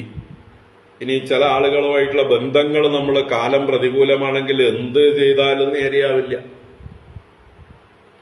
അവരുടെ ശത്രുതാഭാവം വർദ്ധിച്ചു വർദ്ധിച്ചു വരികയുള്ളൂ. നമ്മൾ എന്ത് ചെയ്താലും അതിനെയൊക്കെ നെഗറ്റീവായിട്ട് കാണും, വിശ്വസിക്കുകയില്ല. പ്രതികൂലമായിട്ടുള്ള കാലത്ത് നമ്മൾ കരള് പറിച്ച് കാണിച്ചാലും ചെമ്പരത്തി പൂവാണെന്ന് പറയും. അപ്പൊ അതാണ് സാമാദിബിഹി ഉപായൈശ്ച. സാമാധി ഉപായങ്ങളെ കൊണ്ടും നമുക്ക് കാലത്തെ പ്രതിരോധിക്കാൻ ചിലപ്പോ കഴിയില്ല. ചിലപ്പോ നല്ല കാലം എതിരാണെങ്കിൽ കഴിയില്ല തന്നെ. നമുക്കൊന്നും അനുകൂലമാവില്ല. ശത്രുക്കളോ നമ്മുടെ ബന്ധുക്കളോ ഇനി ഭാര്യയും ഭർത്താവും തമ്മിലുള്ള കലഹമാണെങ്കിൽ പോലും അല്ലെ, മക്കള് തലതിരിഞ്ഞ് വഴിതെറ്റി പോകുന്നു, പല ലവ് ജിഹാദിലൊക്കെ പെട്ടിട്ട് അവരുടെ ജീവിതം നരകമാവാൻ പോകുന്നു. നമ്മൾ വിളിച്ചാ വരുവോ? വരില്ല. അവരുടെ കാലം മഹാമോശമാണ്, നമ്മുടെയും കാലം മോശമാണ്. അപ്പൊ അതിനൊക്കെ എന്ത് വേണം? നേരത്തെ തന്നെ ഭഗവാനെ ഭജിച്ച് കാലസ്വരൂപനായിട്ടുള്ള ഭഗവാന്റെ ഒരു സിമ്പതി പിടിച്ചു പറ്റിയിരിക്കണം, അനുകൂലം വാങ്ങിച്ചിരിക്കണം. എപ്പോഴും ഭഗവാൻ കൂടെ ഉണ്ടാവണം. ഭഗവാൻ അനുഗ്രഹമായിട്ട് കൂടെ നമ്മളെ കൈപിടിച്ച് നടത്തുന്നുണ്ടെങ്കിൽ നമുക്ക് ഏത് കാലത്തും ഏത് വിപരീത കാലത്തും നമ്മൾ മുങ്ങി ചാവില്ല, ചതഞ്ഞരയില്ല. കാരണം നമ്മളെ രക്ഷിക്കാൻ കൈപിടിക്കാൻ ഭഗവാൻ ഉണ്ടാവും. ഇതാണ് അറിവ്. എന്താ പറയുക, വിവേകികൾക്ക് വേണ്ട അറിവ്. അപ്പൊ എപ്പോഴും ഭഗവാനെയാണ് ശരണം പ്രാപിക്കേണ്ടത്. കാലസ്വരൂപനായിട്ടുള്ള ഭഗവാന്റെ ആനുകൂല്യം എപ്പോഴും ഉണ്ടാവണം. അതിന് നമ്മൾ ഭഗവാൻ ഇഷ്ടമുള്ള രീതിയിൽ ജീവിക്കണം, ഭഗവാൻ ഇഷ്ടമുള്ള കർമ്മങ്ങൾ ചെയ്യണം, ഭഗവാനെ നിരന്തരം സ്മരിക്കണം. അപ്പോ സമാധിഭിഹി ഉപായൈശ്ച കാലം ന അത്യേതി വൈ ജനഃ. ജനഃ കാലം ന വൈ അത്യേതി. ഒരു പ്രകാരത്തിലും അതിക്രമിക്കാൻ സാധ്യമല്ല. കാലോസ്മി ലോകക്ഷയകൃത് പ്രവൃദ്ധഃ എന്ന് ഭഗവാൻ വിശ്വരൂപ ദർശനത്തില് അർജുനനോട് പറഞ്ഞു കൊടുക്കുന്നുണ്ട്. അങ്ങ് ആരാണ് എന്ന് ചോദിച്ച് പേടിച്ച് വിറച്ചു നിൽക്കുന്ന അർജുനന്റെ ചോദ്യത്തിന് ഭഗവാൻ പറയുന്നു, കാലോസ്മി ലോകക്ഷയകൃത് പ്രവൃദ്ധഃ. ലോകത്തെ ക്ഷയിപ്പിക്കുന്ന പ്രവൃദ്ധഃ കാലഃ അഹമസ്മി. ശക്തനായ കാലമാകുന്നു ഞാൻ. കണ്ടില്ലേ നീ എന്റെ വായിലേക്ക് എല്ലാരും വന്ന് ദഹിക്കുന്നതും ചവച്ചരയ്ക്കപ്പെടുന്നതും. ഭീഷ്മദ്രോണ ദുര്യോധനാദികളൊക്കെ തന്നെ എന്റെ വായിലേക്ക് പ്രവേശിക്കുന്നത്, അവരെയൊക്കെ എന്റെ ദംഷ്ട്രകളുടെ ഇടയിലിട്ട് ഞാൻ ചവച്ചരയ്ക്കുന്നതും, എന്റെ അഗ്നി ജ്വലിക്കുന്ന നാവ് കൊണ്ട് അവരെയൊക്കെ ഞാൻ നക്കി തുടയ്ക്കുന്നതും ഒക്കെ നീ കണ്ടില്ലേ എന്ന് ഭഗവാൻ ചോദിക്കുന്നുണ്ട്. അങ്ങനെയുള്ള കാലസ്വരൂപനായിട്ടുള്ള ഭഗവാൻ തീരുമാനിച്ചാൽ ഒന്നും നമുക്ക് എതിർത്ത് തോൽപ്പിക്കാൻ സാധ്യമല്ല. അപ്പൊ ആ കാലനാണിതാ മുമ്പിൽ നിൽക്കുന്നത് എന്നാണ് മഹാബലി പറയുന്നത്. ബലേന സചിവൈർ ബുദ്ധ്യാ ദുർഗൈർ മന്ത്ര ഔഷധാദിഭിഃ സാമാദിഭിരുപായൈശ്ച കാലം നാത്യേതി വൈ ജനഃ ഭവദ്ഭിർനിർജിതാ ഹ്യേതേ ബഹുശോ അനുചരാ ഹരേഃ ദൈവേനർദ്ധൈസ്തയേവാദ്യ യുധി ജിത്വാ നദന്തിനഃ ഭവദ്ഭിർനിർജിതാ ഹ്യേതേ ബഹുശോ അനുചരാ ഹരേഃ ദൈവേനർദ്ധൈസ്തയേവാദ്യ യുധി ജിത്വാ നദന്തിനഃ ഭവദ്ഭിഃ നിർജിതാ ഹി ഏതേ ബഹുശഃ അനുചരാ ഹരേഃ ഹരേഃ ഏതേ അനുചരാഹ, ഹരിയുടെ അനുചരന്മാരായ ഈ ദേവന്മാര് ഭവദ്ഭിഃ ബഹുശഃ നിർജിതാഹ, അസുരന്മാരായ നിങ്ങളാൽ പല പ്രാവശ്യം ജയിക്കപ്പെട്ടിട്ടുണ്ട്. നിങ്ങൾ മുമ്പ് ഇവരെ ജയിച്ചിട്ടുണ്ട്, ശരി തന്നെയാണ്. മുമ്പ് ജയിച്ചിട്ടുണ്ട് എന്നുള്ള അതേ അനുഭവം ഓർമ്മ വെച്ചുകൊണ്ട് ഇപ്പോഴും ജയം തന്നെ ആയിരിക്കും എന്ന് വിചാരിച്ച് പുറപ്പെട്ടാൽ നടപ്പില്ല. അല്ലേ? 2020 ക്രിക്കറ്റ് പോലെ ഇരിക്കും. ഇപ്പൊ ഒന്നും പ്രവചിക്കാൻ പറ്റാത്ത രീതിയിലാണ് 2020 ക്രിക്കറ്റ് കളി നടക്കുന്നത്. ആര് ജയിക്കും ആര് തോൽക്കും എന്നുള്ളതിന് ഒരു തരത്തിലുള്ള അവരുടെ കഴിവുകളോ പ്രാഗൽഭ്യമോ എക്സ്പീരിയൻസോ ഒന്നും വിഷയമല്ല. ഓരോ ദിവസവും അട്ടിമറികളും. അപ്പോ എന്നും ഒരുപോലെ ഇരിക്കില്ല എന്നുള്ളത് നമ്മുടെ ജീവിതത്തിൽ നമ്മൾ എപ്പോഴും ഓർമ്മ വയ്ക്കണം. ഏത് കാര്യത്തിലും മുമ്പൊരിക്കൽ നമുക്ക് നല്ല അനുഭവം ഉണ്ടായി വീണ്ടും അതേ കർമ്മം ചെയ്താൽ അതേ അനുഭവം ഉണ്ടാവും എന്ന് വിചാരിച്ചാൽ നടക്കില്ല. ഇന്നലത്തെ ദോശ പോലെ നമുക്ക് ഇന്നൊരു ദോശ ഉണ്ടാക്കാൻ പോലും സാധിക്കില്ല. ഇന്നലെ കുടിച്ച ചായ നന്നായിരുന്നു, അതുപോലൊരു ചായ കുടിക്കാന്ന് വിചാരിച്ചാൽ നടപ്പില്ല. ഇതറിഞ്ഞാൽ നമ്മളെപ്പോഴും എന്താ പറയുക, അപ്ഡേറ്റ് ആയിരിക്കും. അന്നന്നാൾ വരുന്നതിനെ അന്നന്നാൾ അനുഭവിക്കുക, ഫ്രീ ആയിരിക്കുക, റിലാക്സ് ചെയ്തിരിക്കുക. ഇന്നലത്തെ പോലെ തന്നെ ആവണം ഇന്ന് എന്നുള്ള വാശിയില്ലാതിരിക്കുക, നിർബന്ധ ബുദ്ധി ഇല്ലാതിരിക്കുക. അത് നിങ്ങളെ ദുഃഖിപ്പിക്കും. ഇന്നെന്താണ് വിധിച്ചിരിക്കുന്നത് അത് സന്തോഷമായിട്ട് സ്വീകരിക്കാൻ തയ്യാറാവുക. നാളെ എന്താണെന്ന് അറിയാൻ പോകുന്നില്ല, നാളെ വരുമ്പോ നോക്കാം.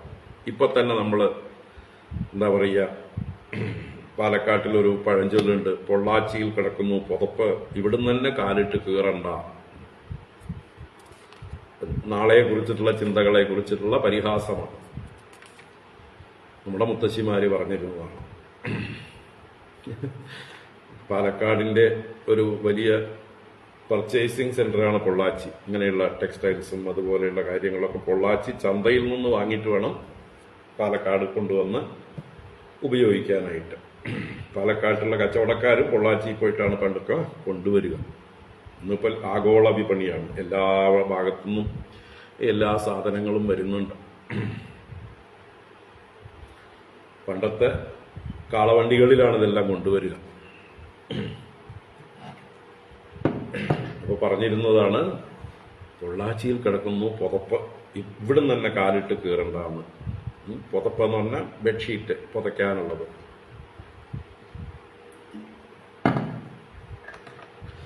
അത് വരുമ്പോ, അത് പുതയ്ക്കുമ്പോ, അത് കുറെ കാലം പഴകുമ്പോ തന്നെ കീറിക്കോളും. നിങ്ങൾ പ്രത്യേകിച്ച് കീറാനായിട്ടൊന്നും ചെയ്യേണ്ട കാര്യം ഇല്ല. അപ്പൊ അതുപോലെയാണ് നമ്മുടെ ജീവിതവും. റെഡിയായിരിക്കുക. എന്തും ഇന്ന് വരുന്നത് ഇന്ന് കാണാം, നാളത്തത് നാളെ നോക്കാം. റെഡി ആയിട്ടിരിക്കുക, സ്വാഗതം ചെയ്യാൻ തയ്യാറായിട്ടിരിക്കുക. ആഗതേ സ്വാഗതം കുര്യാത് ഗച്ഛന്തം ന നിവാരയേത്. പോകുന്നതിനെ തടയാനും നിൽക്കേണ്ട, വരുന്നതിനെ തടഞ്ഞ് ബലം പിടിക്കാനും നിൽക്കേണ്ട, സ്വാഗതം ചെയ്യുക. അതാണ് ഭവദ്ഭിഹി നിർജിതാഹി ഏതേ ബഹുശോ അനുചരാ ഹരേഹേ. ഈ ഹരിയുടെ അനുചരന്മാരായ ദേവന്മാരെ പല പ്രാവശ്യം നിങ്ങളാൽ ജയിക്കപ്പെട്ടിട്ടുണ്ട്. എന്തുകൊണ്ട്? ദൈവേന ഋദ്ധൈഹി, ദൈവേന ഋദ്ധൈഹി ഭവദ്ഭിഹി. അവിടെ ഭവദ്ഭിഹി എന്നുള്ളത്, ഭവദ്ഭിഹി എന്നുള്ളതിന്റെ വിശേഷണമാണ് ദൈവേന അർദ്ധൈ. ദൈവേന അർദ്ധൈ എന്നുള്ളത് ദൈവേന ഋദ്ധൈ എന്നാണ് തിരിക്കുമ്പോൾ. ദൈവേന എന്ന് പറഞ്ഞാൽ പ്രാരബ്ധവശാൽ, ഭാഗ്യവശാൽ, ദൈവവശാൽ, ഈശ്വര അനുഗ്രഹത്താൽ, കാല അനുഗ്രഹത്താൽ എന്നൊക്കെ അർത്ഥം. ഋദ്ധന്മാരെന്നാൽ വൃദ്ധന്മാര് എന്ന് വെച്ചാൽ വൃദ്ധിയെ പ്രാപിച്ചവർ. ദൈവേന അർദ്ധൈഹി, ദൈവേന ഋദ്ധൈഹി ഭവദ്ഭിഹി ഹരേഹേ ഏതേ അനുചരാഹ ബഹുശഃ നിർജിതാഹ ഹി. തീർച്ചയായിട്ടും ഞാൻ അറിയുന്നു, ഞാനടക്കം പല പ്രാവശ്യം വരെ ജയിച്ചിട്ടുണ്ട്. എന്നാൽ തേ ഏവ അദ്യ യുധി ജിത്വ നദന്തി നഹ. തേ ഏവ അവർ തന്നെ, അതേ ദേവന്മാർ തന്നെ, യുധി നഹ ജിത്വ, യുധി യുദ്ധത്തിൽ, നഹ അസ്മാൻ ജിത്വ നമ്മളെ ജയിച്ചിട്ട്, നദന്തി, നദന്തി ഗർജിക്കുന്നു, അട്ടഹസിക്കുന്നു, സന്തോഷം പ്രകടിപ്പിക്കുന്നു. അപ്പൊ അവരിപ്പോ ബഹളം വയ്ക്കുന്നത്, ജയത്തിന്റെ കാഹളം മുഴക്കുന്നത് നമ്മളെ ജയിച്ചിട്ടാണ്. അതിന് കാരണം എന്താണ്? ആ ഈശ്വരാനുകൂലം അവർക്കുള്ളത് കൊണ്ടാണ്, കാലത്തിന്റെ അനുഗ്രഹം അവർക്കുള്ളത് കൊണ്ടാണ്. അതുകൊണ്ട് ഇപ്പോ നമ്മൾക്ക് വിപരീത കാലമാണെന്ന് മനസ്സിലാക്കി പിന്തിരിഞ്ഞാലും ഭവദ്ഭിർനിർജിതാഹ്യേതേ ബഹുശോനുചരാ ഹരേഹേ. അപ്പോ ദൈവേനർദ്ധൈഹി തയേവാദ്യ യുധി ജിത്വാ നദന്തി നഹ. അപ്പൊ ജയാപജയങ്ങൾ കാല അധീനമാകുന്നു, എല്ലാ വിജയവും കാല അധീനമാകുന്നു. അതുകൊണ്ട് കാലത്തെ ബഹുമാനിക്കുക. ഏതാൻ വയം വിജയിഷ്യാമോ യദി ദൈവം പ്രസീദതി തസ്മാത് കാലം പ്രതീക്ഷദ്വം യോ നോർത്തത്വായ കൽപ്പതേ. ഏതാൻ വയം വിജയിഷ്യാമോ യദി ദൈവം പ്രസീദതി തസ്മാത് കാലം പ്രതീക്ഷദ്വം യോ നോർത്തത്വായ കൽപ്പതേ. ഏതാൻ ഇവരെ, ഈ ദേവന്മാരെ തന്നെ, വയം വിജയിഷ്യാമഹ നമുക്ക് ജയിക്കാം ഭാവിയില്. വിജയിഷ്യാമഹ എന്ന് പറഞ്ഞാൽ ഭാവിയിൽ ജയിക്കാമെന്ന്, എന്താണ്, ഫ്യൂച്ചർ ടെൻസ് ആണ്. അപ്പൊ നമുക്കിനിയും ഭാവിയിൽ ജയിക്കാം. യദി ദൈവം പ്രസീദതി, കണ്ടീഷൻ. യദി എങ്കിൽ, എങ്ങനെയെങ്കിൽ, ദൈവം പ്രസീദതി യദി, ദൈവം നമുക്ക് അനുകൂലമാകുമെങ്കിൽ. ദൈവം എന്നാൽ ഈശ്വരനെന്നും കാലമെന്നും പ്രകൃതിയെന്നും സാഹചര്യങ്ങളെന്നും എല്ലാം. അപ്പൊ ദൈവം നമുക്ക് അനുകൂലമാകുമ്പോൾ നമുക്ക് ഭാവിയിൽ ഇവരെ തന്നെ ജയിക്കാം. അതുകൊണ്ട് ഇപ്പൊ നിങ്ങൾ സാഹസം ചെയ്ത് സ്വയം നശിക്കരുത്. ഇപ്പോ പിന്തിരിയുന്നതാണ് ഉത്തമം. തസ്മാത് കാലം പ്രതീക്ഷദ്വം. അതുകൊണ്ട് നിങ്ങൾ ഉചിതമായ കാലത്തെ കാത്തിരുന്നാലും, പ്രതീക്ഷദ്വം യൂയം പ്രതീക്ഷദ്വം, നിങ്ങൾ പ്രതീക്ഷിച്ചിരിക്കുവിൻ. യോ നോ അർത്ഥത്വായ കൽപ്പതി. യോ എന്നുള്ളത് യഹ, യഹ കാലഹ, ഏതൊരു കാലമാണോ, നഹ, നോ എന്ന് പറഞ്ഞാൽ നഹ അസ്മാകം അർത്ഥത്വായ കൽപ്പതി, നമുക്ക് പ്രയോജനം ഉണ്ടാക്കുന്ന കാലം വരും, നമുക്ക് വിജയം തരുന്ന കാലം വരും. ആ കാലം വരേക്ക് നിങ്ങൾ കാത്തിരിക്കുക. അപ്പൊ കാലത്തെ അനുസരിക്കുക. നമ്മൾക്ക് ദൈവം പ്രസാദിക്കുമ്പോൾ അഥവാ കാലം അനുഗ്രഹമാകുമ്പോൾ വിജയിക്കാം. തൽക്കാലം നിങ്ങൾ സാഹസം ചെയ്ത് നശിക്കരുത്. നിങ്ങൾ പിന്തിരിയുക, കാലം പ്രതീക്ഷിച്ചിരിക്കുക. അപ്പോ എല്ലാറ്റിനും ഇങ്ങനെ തന്നെയാണ്. ഏത് രംഗത്താണെങ്കിലും നമ്മൾ ആ കാലത്തെ ബഹുമാനിച്ചുകൊണ്ട് അവസരം നോക്കിയിരിക്കണം. അതിനാണ് നമ്മൾ അത്യാവശ്യം നമുക്ക് കാണാൻ പറ്റാത്തതായിട്ടുള്ള കാലാനുകൂല്യത്തെ നോക്കാനാണ് നമ്മുടെ എന്താ പറയുക ജ്യോതിഷികളെ സമീപിച്ച് ജ്യോതിഷം എന്നുള്ള വിദ്യയിലൂടെ അനുകൂലമായ കാലത്തെ മുഹൂർത്തത്തെ ഒക്കെ നിശ്ചയിക്കുന്നത്. ഓരോ നല്ല കാര്യങ്ങൾക്കും വേണ്ടിയിട്ട് നമുക്ക് വിജയമുണ്ടാകണോ, നല്ല കാലത്ത് കാര്യങ്ങൾ ആരംഭിക്കണം. അപ്പൊ നമുക്ക് എന്താ പറയുക, ഗ്രഹനിലകൾ അനുകൂലമായിരിക്കുക എന്ന് പറയുമ്പോൾ പ്രകൃതി തന്നെ നമുക്ക് അനുകൂലമാകാൻ പോകുന്നു എന്നുള്ള അർത്ഥത്തിലാണ് അതൊക്കെ നിശ്ചയിക്കപ്പെടുന്നത്. അവിടെയാണ് ജ്യോതിഷത്തിന്റെ ഏറ്റവും വലിയ പ്രയോജനം, പ്രസക്തി. ശ്രീശുക ഉവാച പത്യുർനിഗദിതം ശ്രുത്വാ ദൈത്യദാനവയൂഥഭാഃ രസാം നിവിവിശൂരാജൻ വിഷ്ണുപാർഷദതാഡിതാഃ. ശ്രീശുക ഉവാച പത്യുർനിഗദിതം ശ്രുത്വാ ദൈത്യദാനവയൂഥഭാഃ രസാം നിവിവിശൂരാജൻ വിഷ്ണുപാർഷദതാഡിതാഃ. ശ്രീശുക ഉവാച. ശ്രീശുക ബ്രഹ്മർഷി കഥ തുടരുന്നു. ഇത്ര നേരം ബലിയുടെ വചനങ്ങളായിരുന്നു.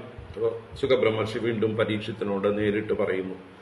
പത്യുഹു നിഗദിതം ശ്രുത്വാ, പതിയുടെ സ്വാമിയുടെ നിഗദിതം നന്നായി പറയപ്പെട്ട വാക്യങ്ങളെ ശ്രവിച്ചിട്ട് ദൈത്യദാനവ യൂഥഭാഃ, ആ ദൈത്യന്മാരുടെയും ദാനവന്മാരുടെയും സേനാനായകന്മാർ, രാഹു, നമുചി, നേമി എന്നൊക്കെ പറഞ്ഞില്ലേ, അങ്ങനെയുള്ള അസുര സേനാനായകന്മാരെല്ലാവരും ഹേ രാജൻ, അല്ലയോ പരീക്ഷിത് രാജാവേ, അങ്ങയ്ക്കും അറിയാലോ യുദ്ധതന്ത്രങ്ങൾ അല്ലേ, ഏത് കാലത്ത് ആരോട് യുദ്ധം ചെയ്താൽ വിജയിക്കും എന്നൊക്കെ രാജാക്കന്മാർ അറിഞ്ഞിരിക്കേണ്ടതാണല്ലോ.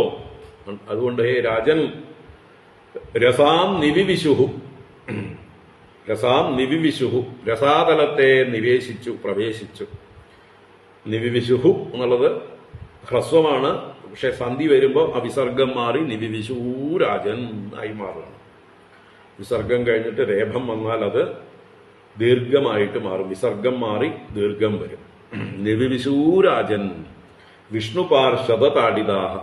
ഇപ്പോ വിഷ്ണു പാർഷദന്മാരാൽ, സുനന്ദനന്ദാദി വിഷ്ണു പാർഷദന്മാരാൽ താഡിതാഹ പ്രഹരിതാഹ, വേണ്ട പോലെ അടി കിട്ടിയിട്ടുണ്ട്. അത്യാവശ്യം ഡാമേജ് ഒക്കെ ആയി കഴിഞ്ഞു. പരാജയം ഏറ്റുവാങ്ങിയിരിക്കണം. എങ്കിലും കൂടുതൽ നഷ്ടമുണ്ടാകുന്നതിന് മുമ്പ് അവര് പലായനം ചെയ്യുകയാണ്. മഹാബലിയുടെ വാക്കുകൾ കേട്ട് എവിടേക്ക്? രസാതലത്തിലേക്ക് പലായനം ചെയ്തു. അദതാർക്ഷ്യസുതോ ജ്ഞാത്വാ വിരാട് പ്രഭുചികീർഷിതം ബബന്ധവാരുണൈഃ പാശൈഃ ബലിം സൗത്യഹനിക്രതൗ. അദതാർക്ഷ്യസുതോ ജ്ഞാത്വാ വിരാട് പ്രഭുചികീർഷിതം ബബന്ധവാരുണൈഃ പാശൈഃ ബലിം സൗത്യഹനിക്രതൗ. അപ്പോ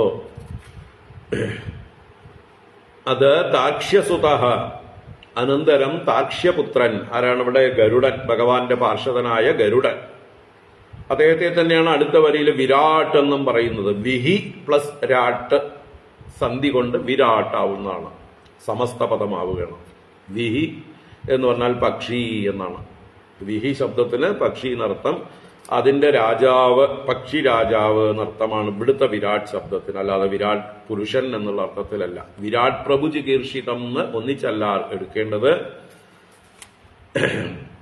വിരാട് എന്നുള്ളത് എന്താ പറയുക, പക്ഷി രാജാവായ ഗരുഡൻ. വിഹി പക്ഷി, രാട്ട് രാജ.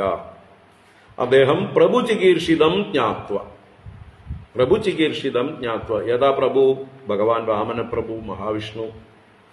ആ വിഷ്ണുവിന്റെ ചികീർഷിതം ഇച്ഛ, എന്താണ് അദ്ദേഹം ചെയ്യാൻ ആഗ്രഹിക്കുന്നത് എന്ന് ജ്ഞാത്വ. അപ്പോ ഭഗവാനും പാർഷദന്മാരും തമ്മിലുള്ള അണ്ടർസ്റ്റാൻഡിങ്ങിനേക്കാൾ ഒന്നും പറയേണ്ട ആവശ്യമൊന്നുമില്ല. ഭഗവാൻ ഗരുഡനെ ഒന്ന് നോക്കിയിട്ടേ ഉണ്ടാവുള്ളൂ, ആ കണ്ണുകൊണ്ട് കമ്മ്യൂണിക്കേറ്റ് ചെയ്തിട്ടുണ്ടാവും. ഇതാണ് നല്ല ബന്ധങ്ങൾ അല്ലേ. ഭാര്യ ഭർത്താക്കന്മാർ തമ്മിലുള്ള നല്ല ബന്ധങ്ങളൊക്കെ എങ്ങനെയായിരിക്കും? അച്ഛനും മക്കളും തമ്മിലുള്ളതായിട്ടുള്ള ബന്ധങ്ങൾ, ഇതൊക്കെ നല്ല ബന്ധങ്ങളാണെങ്കിൽ, സുഹൃത്തുക്കൾ തമ്മിലുള്ള നല്ല ബന്ധങ്ങൾ, അധികം വാക്കുകൾ സംസാരിക്കേണ്ട ആവശ്യമില്ല. ദിവസവും I love you I love you I love you എന്ന് പറയേണ്ട കാര്യമൊന്നുമില്ല. ഒന്ന് നോക്കിയാൽ മതി, ആ നോട്ടത്തിലുണ്ടാവും. പണ്ടത്തെ ആളുകളൊക്കെ അങ്ങനെയായിരുന്നു. ഒന്നിപ്പോ എത്ര പറഞ്ഞാലും കാര്യമില്ല അല്ലേ, സ്നേഹമൊന്നുമില്ല, വെറുതെ പറയുകയാണ് പലരും. അപ്പോ ഭഗവാന്റെ ചികീർഷിതം ജ്ഞാത്വ, ആ പാർഷദനായ ഗരുഡന് ഭഗവാൻ എന്താണ് ഇച്ഛിക്കുന്നത് എന്ന് മനസ്സിലാക്കിക്കൊണ്ട്, ഭഗവാന്റെ ഇച്ഛ അറിഞ്ഞുകൊണ്ട്, വാരുണൈഹി പാശൈഹി ബലിം ബബന്ധ, ബലിം ബബന്ധ, ബലിയെ ബന്ധിച്ചു. എങ്ങനെ? വാരുണൈഹി പാശൈഹി, വരുണങ്ങളായ പാശങ്ങളെ കൊണ്ട്. വരുണപാശം എന്ന് പറയുന്ന പാശം. വരുണന് പാശി എന്ന് പേരുണ്ട്. പാശി എന്ന് പറഞ്ഞാൽ വരുണനാണ്. യമനും പാശമുള്ള ആളാണെങ്കിലും പാശി എന്ന് കേട്ടാൽ വരുണൻ എന്നാണ് എന്ന് മനസ്സിലാക്കണം. കയറ് പിടിച്ചിട്ടുള്ള ആൾ തന്നെയാണ് യമനും. പക്ഷെ അദ്ദേഹത്തെ അല്ല പാശി എന്ന് വിളിക്കുന്നത്. പാശി എന്ന് വിളിക്കുന്നത് വരുണനെയാണ്. വരുണനാണ് ഏറ്റവും വലിയ പാശി.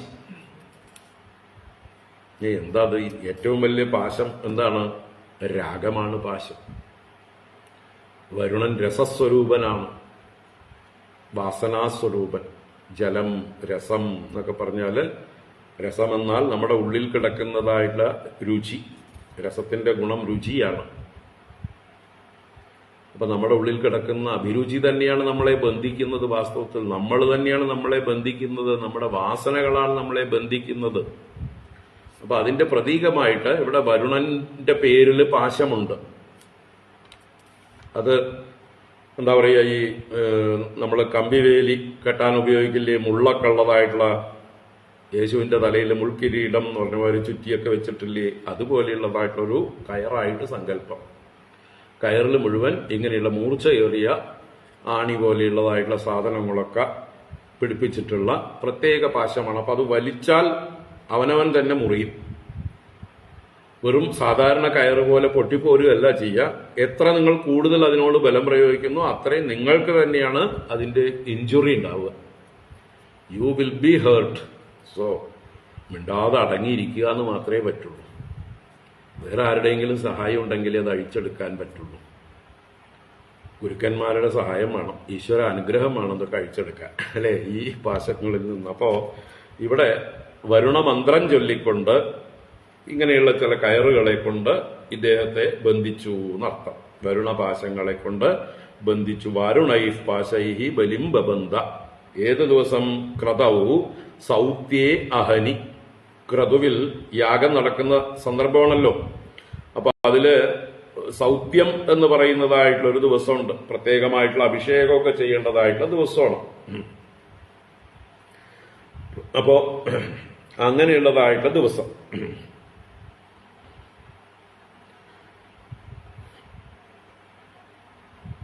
അപ്പോ ഇവിടെ ഭഗവാൻ ഗരുഡനെ പ്രേരിപ്പിച്ചത് ഇവന്റെ സത്യസന്ധതയെ, ധീരതയെ, ധർമ്മനിഷ്ഠയെ, മഹത്വത്തെയൊക്കെ വീണ്ടും ലോകത്തില് ഒന്നുകൂടെ കാണിച്ചു കൊടുക്കാൻ വേണ്ടിയിട്ടാണ്, പ്രഖ്യാപിക്കാൻ വേണ്ടിയിട്ടാണ്. നല്ല അല്ലേ, ഏത് സ്വർണവും ഒരച്ചു നോക്കുമ്പോഴാണ് അതിന്റെ മാറ്റു തെളിയുക. ഒരയ്ക്കാതെ സ്വർണം സ്വർണമാണെന്ന് പറയാൻ പറ്റില്ല. അപ്പൊ ഒരയ്ക്കുമ്പോ വേദനിക്കും. ഒരച്ചാൽ മാത്രമേ ഉള്ളിലുള്ള മാറ്റ് തെളിയുള്ളൂ. അതുപോലെയാണ് നമ്മുടെ ജീവിതത്തിലും കഠിന പരീക്ഷണങ്ങൾ വരുമ്പോഴേ ഒരാളുടെ വ്യക്തിത്വം എന്താണെന്ന് അറിയാൻ പറ്റുള്ളൂ. അനുകൂല സാഹചര്യത്തിൽ എല്ലാവരും ചിരിച്ചുകൊണ്ട് നല്ലവരായിട്ട് നല്ല വാക്ക് പറഞ്ഞുകൊണ്ടിരിക്കും. അവരെയൊന്നും വിശ്വസിക്കാനൊന്നും പറ്റില്ല. അവരുടെ സ്വഭാവം അത് തന്നെയാണോ എന്ന് ഉറപ്പിക്കണമെങ്കിൽ ഏറ്റവും കഠിനങ്ങളായിട്ടുള്ള പരീക്ഷണങ്ങൾ ഉണ്ടാവണം. അപ്പൊ സ്വഭാവം തിരിച്ചറിയാം. ഒരാൾ നമ്മുടെ സുഹൃത്താണോ എന്ന് പരീക്ഷിക്കണമെങ്കിൽ നമ്മളുടെ എല്ലാം നഷ്ടപ്പെട്ട് നമ്മൾ വളരെ ദീനനായിട്ട് അയാളോട് പല കാര്യങ്ങളും സഹായം ചോദിക്കണം. അപ്പൊ വിവരം അറിയാം അവൻ സുഹൃത്താണോ കള്ളനാണോ എന്നുള്ളത്. അപ്പൊ ഇന്നത്തെ കാലത്ത് ധാരാളം മുഖം മൂടികൾ ഉള്ളവരാണ് എല്ലാവരും. വലിയ ധർമ്മനിഷ്ഠന്മാരാണ്, അല്ലെങ്കിൽ സത്യസന്ധന്മാരാണെന്നൊക്കെ അഭിനയിക്കുന്നവർ ഒരുപാട് പേരുണ്ട്. പക്ഷെ ഈ ഒരു ഇതൊക്കെ കൊണ്ടാണ് കാലാകാലങ്ങളായിട്ട് മഹാബലിയുടെ യശസ് ഇപ്പോഴും നിൽക്കുന്നത്. അല്ലാതെ സർവ്വസാധാരണമായിട്ടുള്ള ഒരു രീതിയിൽ മഹാബലിയെ ഭഗവാൻ എന്താ പറയുക, പാവം എന്ന് വിചാരിച്ച് ഒന്നും പരീക്ഷിക്കാതെ ഈസി ആയിട്ട് അദ്ദേഹത്തിനെ സുതലത്തിലേക്ക് അയച്ചാൽ ആ മഹാബലി തെളിയില്ല. ഇത്രയും ആ മഹാബലിക്ക് ഇത്രയും വലിയ മാറ്റുണ്ടാവില്ല. ശ്രീരാമസ്വാമി സീതയെ പരീക്ഷിച്ച് പാകപ്പെടുത്തിയെടുത്തില്ലേ, ലോകത്തിന്റെ മുമ്പിലേക്ക് ഇട്ടുകൊടുത്തില്ലേ, ഇതാ പിടിച്ചോളൂ ഒരു പതിവ്രതാരത്നം, നിങ്ങൾ എവിടെ വേണമെങ്കിലും ഉരച്ചു നോക്കിക്കോളൂ, ഇവിടെ ജയിക്കാൻ ഒരു പതിവ്രത ഉണ്ടാവില്ല എന്ന് ലോകത്തിലേക്ക് ഒരു പതിവ്രതാരത്നത്തെ നൽകാനായിക്കൊണ്ട് ശ്രീരാമസ്വാമി തന്നെ സ്വയം സീതാദേവിയെ പല രീതിയിൽ അല്ലേ പരീക്ഷിച്ചിട്ടുണ്ട്. രാവണ നിഗ്രഹം കഴിഞ്ഞ ശേഷം തന്റെ അടുത്തേക്ക് വരുന്ന സീതയെ ഏതൊക്കെ തരത്തിലാണ് നിന്ദാവചനങ്ങളെ കൊണ്ട് നിന്ദിച്ചത്, പീഡിപ്പിച്ചത്. മാനസികമായിട്ട് കാണുന്നവർക്കൊക്കെ രാമൻ മഹാക്രൂരനാണെന്ന് തോന്നും. അതുപോലെ തന്നെ ഗർഭിണിയായിരിക്കുന്ന ആ സീതയെ ഉപേക്ഷിച്ചപ്പോഴും നമ്മൾക്കെല്ലാം രാമനോട് ശത്രുതയാണ്. പക്ഷേ സീതയോട് നമുക്കെല്ലാം ബഹുമാനമാണ്. ഇന്നും സീതയെ എല്ലാവരും വാഴ്ത്തി പാടുന്നു. എന്തുകൊണ്ട് പാടുന്നു? സീത തെളിയിച്ചു. സീതയുടെ ആ ചാരിത്രം, പാതിവൃത്യം, മഹത്വം, തപസ് എല്ലാം തെളിയിച്ചു. അതുകൊണ്ട് സീത ഇന്നും മാതൃക, എന്താ പറയുക, ഒരു പതിവ്രത രത്നമായി ശോഭിക്കുന്നു. അപ്പം അതുപോലെ നല്ല പരീക്ഷണങ്ങൾ ഉണ്ടാകുമ്പോഴേ നല്ല മാതൃകകൾ ഉണ്ടാവുള്ളൂ. ഇവിടെ മഹാബലിയെ ലോകത്തിനൊരു മാതൃകയാക്കാൻ, എന്നും എല്ലാവരാലും ഓർമ്മിക്കപ്പെടാനുള്ള ഒരു മഹാപുരുഷനാക്കാൻ, തന്റെ ഭക്തോത്തമനാക്കാൻ ഭഗവാൻ ഉദ്ദേശിച്ചിരിക്കുന്നു. അതുകൊണ്ട് നമ്മൾ ഭഗവാനോട് ദേഷ്യപ്പെടുകയൊന്നും വേണ്ട. ഭഗവാന് നമ്മളെക്കാൾ നല്ല വിവരമൊക്കെ ഉണ്ട്. നമ്മളൊന്നും ഒരു അഭിപ്രായവും ഭഗവാനോട് പറഞ്ഞു കൊടുക്കണ്ട. എന്നാലും ഭഗവാൻ എങ്ങനെ വേണ്ടിയിരുന്നു, അങ്ങനെയല്ലേ നല്ലത് എന്ന് ചോദിക്കാൻ നമ്മളാരും സർവജ്ഞനായിട്ടുള്ള ഭഗവാന്റെ മുമ്പില് ഒന്നുമല്ല. അതുകൊണ്ട് അവനവന്റെ ഷട്ടപ്പ് ഭഗവാനോട് അഭിപ്രായം പറയാൻ നമ്മൾ ആരും വളർന്നിട്ടില്ല. സർവജ്ഞനായിട്ടുള്ള ഭഗവാന്റെ സർവജ്ഞതയിൽ നിന്നുള്ള ലീലകളാണിതെല്ലാം. എന്ത്, എങ്ങനെ, എപ്പോ, എങ്ങനെ ചെയ്യണം എന്നുള്ളത് നല്ലതുപോലെ അറിയാം. അപ്പോ ആ സൗത്യേ അഹനിക്രതവും ആ യാഗത്തിന്റെ പ്രത്യേക ദിവസങ്ങളിൽ അഭിഷേക ദിവസം എന്ന് വെച്ചാല് സോമരസം കൊണ്ട് ഹോമിക്കുന്ന ദിവസം. ആ ഹോമത്തില് സോമരസമാണ് അന്നത്തെ ഹവിസ്. ഓരോ ദിവസം ഓരോ ആജ്യവും അല്ലെങ്കിൽ മറ്റ് ദ്രവ്യങ്ങളൊക്കെ ഹോമിക്കുന്ന പോലെ ഒരു ദിവസം സോമരസം ഹോമിക്കുന്ന ദിവസം. അപ്പൊ ആ ദിവസമാണ് ഇവിടെ ഇദ്ദേഹത്തെ ബന്ധിക്കുന്നത്, വരുണപാശങ്ങളെ കൊണ്ട് ബന്ധിക്കുന്നത്. ഹാഹാകാരോ മഹാനാസീത രോദസ്യോഹോ സർവതോ ദിശം ഗൃഹ്യമാണേ അസുരപദൗ വിഷ്ണുനാ പ്രഭവിഷ്ണുനാ. ഹാഹാകാരോ മഹാനാസീത് രോദസ്യോഹോ സർവതോ ദിശം ഗൃഹ്യമാണേ അസുരപദൗ വിഷ്ണുനാ പ്രഭവിഷ്ണുനാ. വിഷ്ണുനാ പ്രഭവിഷ്ണുന, ആ വിഷ്ണു സർവവ്യാപിയായിട്ടുള്ള പ്രഭവിഷ്ണുവാണ് ഭഗവാൻ. പ്രഭവിഷ്ണു എന്ന് പറഞ്ഞാൽ പ്രഭാവമുള്ളവൻ, എന്തും ചെയ്യാൻ ശക്തിയുള്ളവൻ, സർവശക്തനായിരിക്കുന്ന ആ വിഷ്ണുവിനാൽ അസുരപദൗ ഗൃഹ്യമാണേ, അസുരപതിയായ മഹാബലി ഗ്രഹിക്കപ്പെട്ടപ്പോൾ, ബന്ധനസ്ഥനാക്കപ്പെട്ടപ്പോൾ, രോദസ്യോഹോ സർവതോ ദിശം മഹാൻ ഹാഹാകാരഃ ആസീത്. മഹാൻ ഹാഹാകാരഃ, എല്ലാവരും ഹാ ഹാ ഹാ എന്ന് എന്താ പറയുക, ആക്രോശിച്ചു എന്ന് പറയാം. മഹത്തായ ഹാഹാകാരമുണ്ടായി. എല്ലാവർക്കും ആ എന്താ പറയുക, മഹാബലിയുടെ നന്മയെ അറിയുന്നവർക്ക് മഹാബലിയോടുള്ളതായിട്ടുള്ള ആനുകൂല്യം പ്രകടിപ്പിച്ചുകൊണ്ട് കഷ്ടം കഷ്ടം, ഇദ്ദേഹം ഇത്രയും നല്ലവനായിട്ടും അദ്ദേഹത്തിന് ഇതാണോ ഗതി വന്നത് എന്നുള്ള അർത്ഥത്തിലാവാം. മറ്റൊരർത്ഥത്തില് ഭഗവാന്റെ ആ ഒരു ലീല ആശ്ചര്യം എന്നുള്ള രീതിയിലാവാം. എന്താണെങ്കിലും ഭയങ്കരമായിട്ട് എല്ലാവർക്കും ഒരു സങ്കടം തോന്നിയ ഒരു നിമിഷമായിരുന്നു. എല്ലാവർക്കും കഷ്ടം തോന്നിയിട്ടുണ്ടാവും മഹാബലിക്ക് ഈ ഒരു ഗതി വന്നിട്ട്. അതാണ് എവിടെയൊക്കെ രോദസ്യോഹോ, രോദസി എന്ന് പറഞ്ഞാല് ആകാശവും ഭൂമിയും. ഇപ്പൊ രോദസ്യോഹോ എന്ന് പറഞ്ഞാൽ ആകാശഭൂമികളിലും സർവതോ ദിശം, എല്ലാ ദിക്കുകളിലും നിന്നും എല്ലാവരും ഈ മഹാബലിയെ കുറിച്ച് ഹാഹാ ഹാഹാ എന്നുള്ളതായിട്ടുള്ള കഷ്ടശബ്ദത്തെ പുറപ്പെടുവിച്ചു. തം ബദ്ധം വാരുണൈഃ പാശൈഃ ഭഗവാനാഹ വാമനഃ നഷ്ടസ്ത്രിയം സ്ഥിരപ്രജ്ഞം ഉദാരയശസം നൃപ. തം ബദ്ധം വാരുണൈഃ പാശൈഃ ഭഗവാനാഹ വാമനഃ നഷ്ടശ്രിയം സ്ഥിരപ്രജ്ഞം ഉദാരയശസം നൃപ. ആ വാരുണൈഃ പാശൈഃ ബദ്ധം തം, വരുണപാശങ്ങളാൽ ബദ്ധനായിരിക്കുന്ന അവനോട്, അവൻ എങ്ങനെയുള്ളവൻ? നഷ്ടശ്രിയം സ്ഥിതപ്രജ്ഞം. നഷ്ടശ്രിയം, അവന്റെ ഐശ്വര്യമെല്ലാം നഷ്ടപ്പെട്ടു, എന്നിട്ടും സ്ഥിരപ്രജ്ഞം, അവന്റെ പ്രജ്ഞയ്ക്ക് യാതൊരു ഇളക്കവുമില്ല. എന്ന് വെച്ചാലോ നല്ല ധൈര്യത്തോടുകൂടി തന്നെ ഇരിക്കുന്നു. ഒരു ദീനഭാവമില്ല എന്നർത്ഥം. അയ്യോ എന്ന് പറഞ്ഞ് എന്നെ വഞ്ചിച്ചേ എന്ന് പറഞ്ഞ് കരയുക, മാറോട് മാറത്തടിക്കുകയോ ഒന്നുമില്ല. ഒരു തരത്തിലുള്ള ഭാവവ്യത്യാസവുമില്ല. സ്ഥിരപ്രജ്ഞനായി തന്നെ ഇരിക്കുന്നു. അദ്ദേഹത്തിന് വിവേകത്തിനോ അല്ലെങ്കിൽ ധൈര്യത്തിനോ ഒരു കുറവും ഇല്ല. ഉദാര യശസം, ഉത്കൃഷ്ടമായ കീർത്തിയോടുകൂടിയവനുമായിട്ടുള്ള തം ഭഗവാൻ വാമന ആഹ, ആ വാമനമൂർത്തിയായ ഭഗവാൻ ഇങ്ങനെ പറഞ്ഞു. മഹാബലിയോട് ഭഗവാൻ പറയുന്നതാണ്. അപ്പൊ മഹാബലിയെ വിശേഷിപ്പിച്ച പദങ്ങളാണ് നഷ്ടശ്രീ, സ്ഥിതപ്രജ്ഞ, ഉദാരയശസ്. വദാനി ത്രീണി ദത്താനി ഭൂമേഃ മഹ്യം ത്വയാസുര ദ്വാഭ്യാം ക്രാന്ത മഹീ സർവാ തൃതീയമുപകൽപ്പയ. പദാനി ത്രീണി ദത്താനി ഭൂമേർമഹ്യം ത്വയാ അസുര ദ്വാഭ്യാം ക്രാന്ത മഹീ സർവാ തൃതീയം ഉപകൽപ്പയ. ഹേ അസുര, അല്ലയോ അസുര മഹാബലേ, ത്വയാ നിന്നാൽ മഹ്യം എനിക്കായിക്കൊണ്ട് ഭൂമേഹേ ത്രീണി പദാനി ദത്താനി, ഭൂമിയിൽ നിന്ന് 3 അടികൾ ദാനം ചെയ്യപ്പെട്ടു.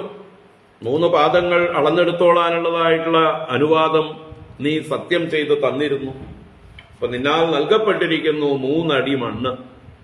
എന്നാൽ ദ്വാഭ്യാം ക്രാന്ത മഹീ സർവാ, സർവാ മഹി ദ്വാഭ്യാം ക്രാന്ത, എല്ലാ ലോകങ്ങളും, ഇവിടെ മഹി എന്നുള്ളത് കൊണ്ട് മറ്റു ലോകങ്ങളൊക്കെ അടക്കം എല്ലാ ഭൂമിയും, നിന്റെ അധീനത്തിൽ ഉണ്ടായിരുന്ന സർവഭൂമിയും ദ്വാഭ്യാം 2 പാദങ്ങളെ കൊണ്ട് മയാ ക്രാന്ത എന്നാൽ ക്രമിക്കപ്പെട്ടു, അളന്നെടുക്കപ്പെട്ടു, വ്യാപിക്കപ്പെട്ടു. അതുകൊണ്ട് തൃതീയം ഉപകൽപ്പയ, 3ാമത്തത് തരൂ. എവിടെ 3ാമത്തത്? അതിനുള്ള സ്ഥാനം കാണിച്ചു തരൂ എന്ന് ഭഗവാൻ ചോദിക്കുകയാണ്. അപ്പൊ 3ാമത്തെ അടി വെക്കാനുള്ളതായിട്ടുള്ള സ്ഥാനം തരൂ. 2 പാദം കൊണ്ട് ഞാൻ എല്ലാം അളന്നെടുത്ത് കഴിഞ്ഞു. യാവൽ തപത്യസൗ ഗോഭിഃ യാവദിന്ദുഃ സഹോടുഭിഃ യാവദ് വർഷതി പർജന്യഃ താവതീ ഭൂരിയം തവ. പദൈകേന മയാ ക്രാന്തോ ഭൂലോകഃ കം ദിശസ്തനോഃ സ്വർലോകസ്തു ദ്വിതീയേന പശ്യതസ്തേ സ്വം ആത്മനാ. യാവത്തപത്യസൗ ഗോഭിഃ യാവദിന്ദുഃ സഹോടുഭിഃ യാവദ് വർഷതി പർജന്യഃ താവതീ ഭൂരിയം തവ. പദൈകേന മയാ ക്രാന്തോ ഭൂർലോകഃ കം ദിശസ്തനോഃ സ്വർലോകസ്തു ദ്വിതീയേന പശ്യതസ്തേ സ്വമാത്മനാ. അസൗ ഗോഭിഃ യാവത് തപതി, അസൗ എന്ന് ചൂണ്ടിക്കാണിക്കുന്നത് സൂര്യദേവനെയാണ്. അപ്പൊ ആകാശത്ത് സൂര്യനെ കാണിച്ചുകൊണ്ട് ഈ സൂര്യൻ ഗോഭിഹി തന്റെ ഗോക്കളെ, കിരണങ്ങളെ കൊണ്ട് യാവത് തപതി എത്ര ദൂരം തപിപ്പിക്കുന്നുവോ, പ്രകാശിപ്പിക്കുന്നുവോ. അപ്പൊ സൂര്യപ്രകാശം എത്ര ഭാഗത്ത് വ്യാപിച്ചു കിടപ്പുണ്ടോ, ഉടുബിഹി സഹ ഇന്ദു യാവത് പ്രകാശത്തെ, ഉടുക്കൾ എന്ന് പറഞ്ഞാൽ നക്ഷത്രങ്ങൾ, നക്ഷത്രങ്ങളോടുകൂടിയവനായ ഇന്ദു, സോമൻ, ചന്ദ്രൻ, യാവത് പ്രകാശത്തെ ഏതൊക്കെ ലോകങ്ങളെ പ്രകാശിപ്പിക്കുന്നുവോ, താവതീയം ഭൂഹു തവ അത്രയും ഭൂമി നിന്റേതായിരുന്നു, അല്ലെ, അങ്ങയുടേതായിരുന്നു. അതിനെയെല്ലാം പദാ ഏകേന മയാക്രാന്തോ ഭൂർലോകഃ കം ദിശസ്തനോഃ സ്വർലോകസ്തു ദ്വിതീയേന പശ്യതസ്തേ സ്വം ആത്മന. തേ സ്വം ആത്മന പശ്യതഃ, തേ നീയ് നിന്റെ സ്വന്തം ആത്മന, നിന്റെ ശരീരം കൊണ്ട് നീ നേരിട്ട് പ്രത്യക്ഷത്തിൽ പശ്യതഃ കണ്ടുകൊണ്ടിരിക്കുകയല്ലേ ഞാനിതൊക്കെ കാണിച്ചത്.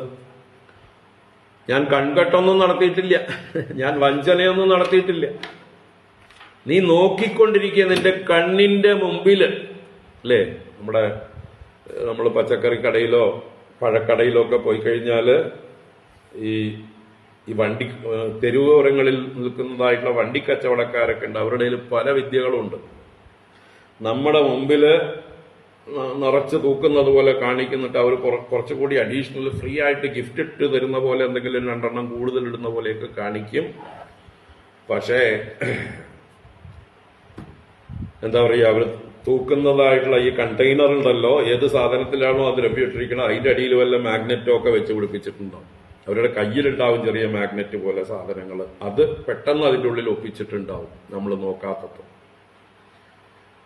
അങ്ങനെ പല വിദ്യകളും ഉണ്ട്. അതാണ് കള്ളപ്പറയും ചെറുനാഴിയും എന്നൊക്കെ പറയില്ലേ. പണ്ടത്തെ അളവ് പാത്രങ്ങൾ. അപ്പൊ അതില് ചളുക്കൊക്കെ ഉണ്ടാക്കിയിട്ട് ഉള്ളിൽ നിന്ന് മുകളിലേക്ക് കോൺവെക്സ് ആക്കി വെച്ചിട്ടുണ്ടാവും. പെട്ടെന്ന് നോക്കിയാല് പറയും ഇടങ്ങഴിയും നാഴിയൊക്കെ അളവൊക്കെ ഉള്ള വലിയ ഇതുപോലെ തോന്നും. പക്ഷെ ഉള്ളിൽ നിന്ന് ഒരു തള്ളു തള്ളിയിട്ടുണ്ടാവും. അതിന്റെ അടിവശം മൂട് തള്ളിയിട്ട് ഉള്ളിലോട്ട് കയറ്റി വെച്ചിട്ടുണ്ടാവും. നല്ലോണം നോക്കിയിട്ടില്ലെങ്കിൽ ചിലപ്പോൾ ഒരു നാഴി സാധനം അതിൽ പോയിട്ടുണ്ടാവും. ഒരു ഇടങ്ങഴി വാങ്ങുന്നതില് നല്ലോണം ഒരു അളവ് പോയിട്ടുണ്ടാവും. ഒരു പറ വാങ്ങിക്കുന്നതില് അതുപോലെ ഇങ്ങനെ ആക്കി വെച്ചിട്ടുണ്ടെങ്കിൽ അതുപോലെ പോകും. ഇങ്ങനെ എന്താ പറയുക, പല തരത്തില് അളവുകളിൽ തട്ടിപ്പ് വെട്ടിപ്പുണ്ട്. നമ്മളുടെ ശ്രദ്ധയെ അവരെങ്ങനെയെങ്കിലും മാറ്റും. നമ്മുടെ ശ്രദ്ധയെ മാറ്റിയിട്ട് എന്തെങ്കിലും ഒപ്പിച്ചു വെക്കും. ഭഗവാൻ ഇവിടെ പറയുക, നീ നോക്കി നിൽക്കുമ്പോ, നീ നേരിട്ട് നോക്കി നിൽക്കുമ്പോ വേറൊരാൾ നിന്നോട് റിപ്പോർട്ട് ചെയ്യുക. അതാണ് സ്വം ആത്മനാ പശ്യതഃ. നിന്റെ ശരീരത്തോടെ നീ നിന്റെ ഇന്ദ്രിയങ്ങളെ കൊണ്ട് പ്രത്യക്ഷമായി നോക്കി നിൽക്കുമ്പോൾ, അതാണ് സ്വം ആത്മനാ പശ്യതഃ. നീ കണ്ടതല്ലേ എന്താ? മയാ, എന്നാൽ, ഏകേന പദാ ഭൂർലോകഃ ക്രാന്തഃ. എന്റെ ഒരു കാൽ കൊണ്ട് ഭൂർലോകം ക്രമിക്കപ്പെട്ടത്, ഭൂമിയെല്ലാം അളക്കപ്പെട്ടത് നീ കണ്ടതല്ലേ?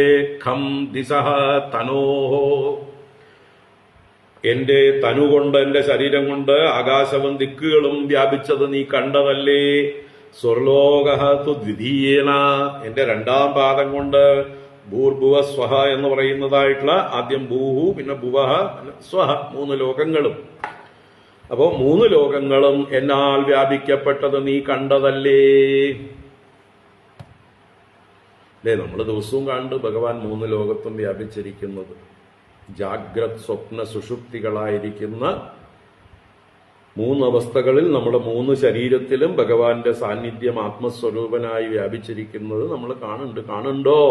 കാണേണ്ടതാണ്. എന്നിട്ട് അതിനപ്പുറത്തേക്കും അതിക്രമിച്ചു നിൽക്കുന്ന ഭഗവാനെ കാണണം. അതിക്രമിച്ചു നിൽക്കുന്ന ഭഗവാന്റെ കാലിന്റെ അടിയിലേക്ക് തല കൊടുക്കണം. തുരീയനായി നിൽക്കുന്ന ആ ഭഗവാനിലേക്ക് നമ്മൾ സറണ്ടർ ചെയ്യണം.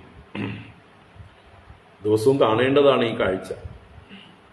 ഈ ബാഹ്യലോകങ്ങളെയൊക്കെ 2 കാൽ കൊണ്ട് അളന്നു നിൽക്കുന്ന ആ ഭഗവാൻ 3ാമത്തെ അടി ചോദിക്കുമ്പോൾ അത് നമ്മളോടും കൂടിയിട്ടാണ് ചോദിക്കുന്നത്. ഇതിനെല്ലാം അതിക്രമിച്ചു നിൽക്കുന്ന എല്ലാ ലോകങ്ങളെയും, നമ്മുടെ 3 ശരീരങ്ങളെയും അതിക്രമിച്ചു നിൽക്കുന്ന തുരീയനാണ് നമ്മളോട് ചോദിക്കുന്നത്, സറണ്ടർ ടു മീ. എന്നിലേക്ക് സമർപ്പിക്കൂ നിന്റെ അഹങ്കാരത്തെ. നിന്റേതായിട്ടൊന്നുമില്ല. ഞാൻ തന്നെയാണ് നിന്റെ 3 അവസ്ഥകളിലും നിന്നെ രക്ഷിച്ചു കൊണ്ടിരിക്കുന്നത്. നിന്റെ ആത്മാവായി ഞാൻ തന്നെയാണ് കൂടെയുള്ളത്.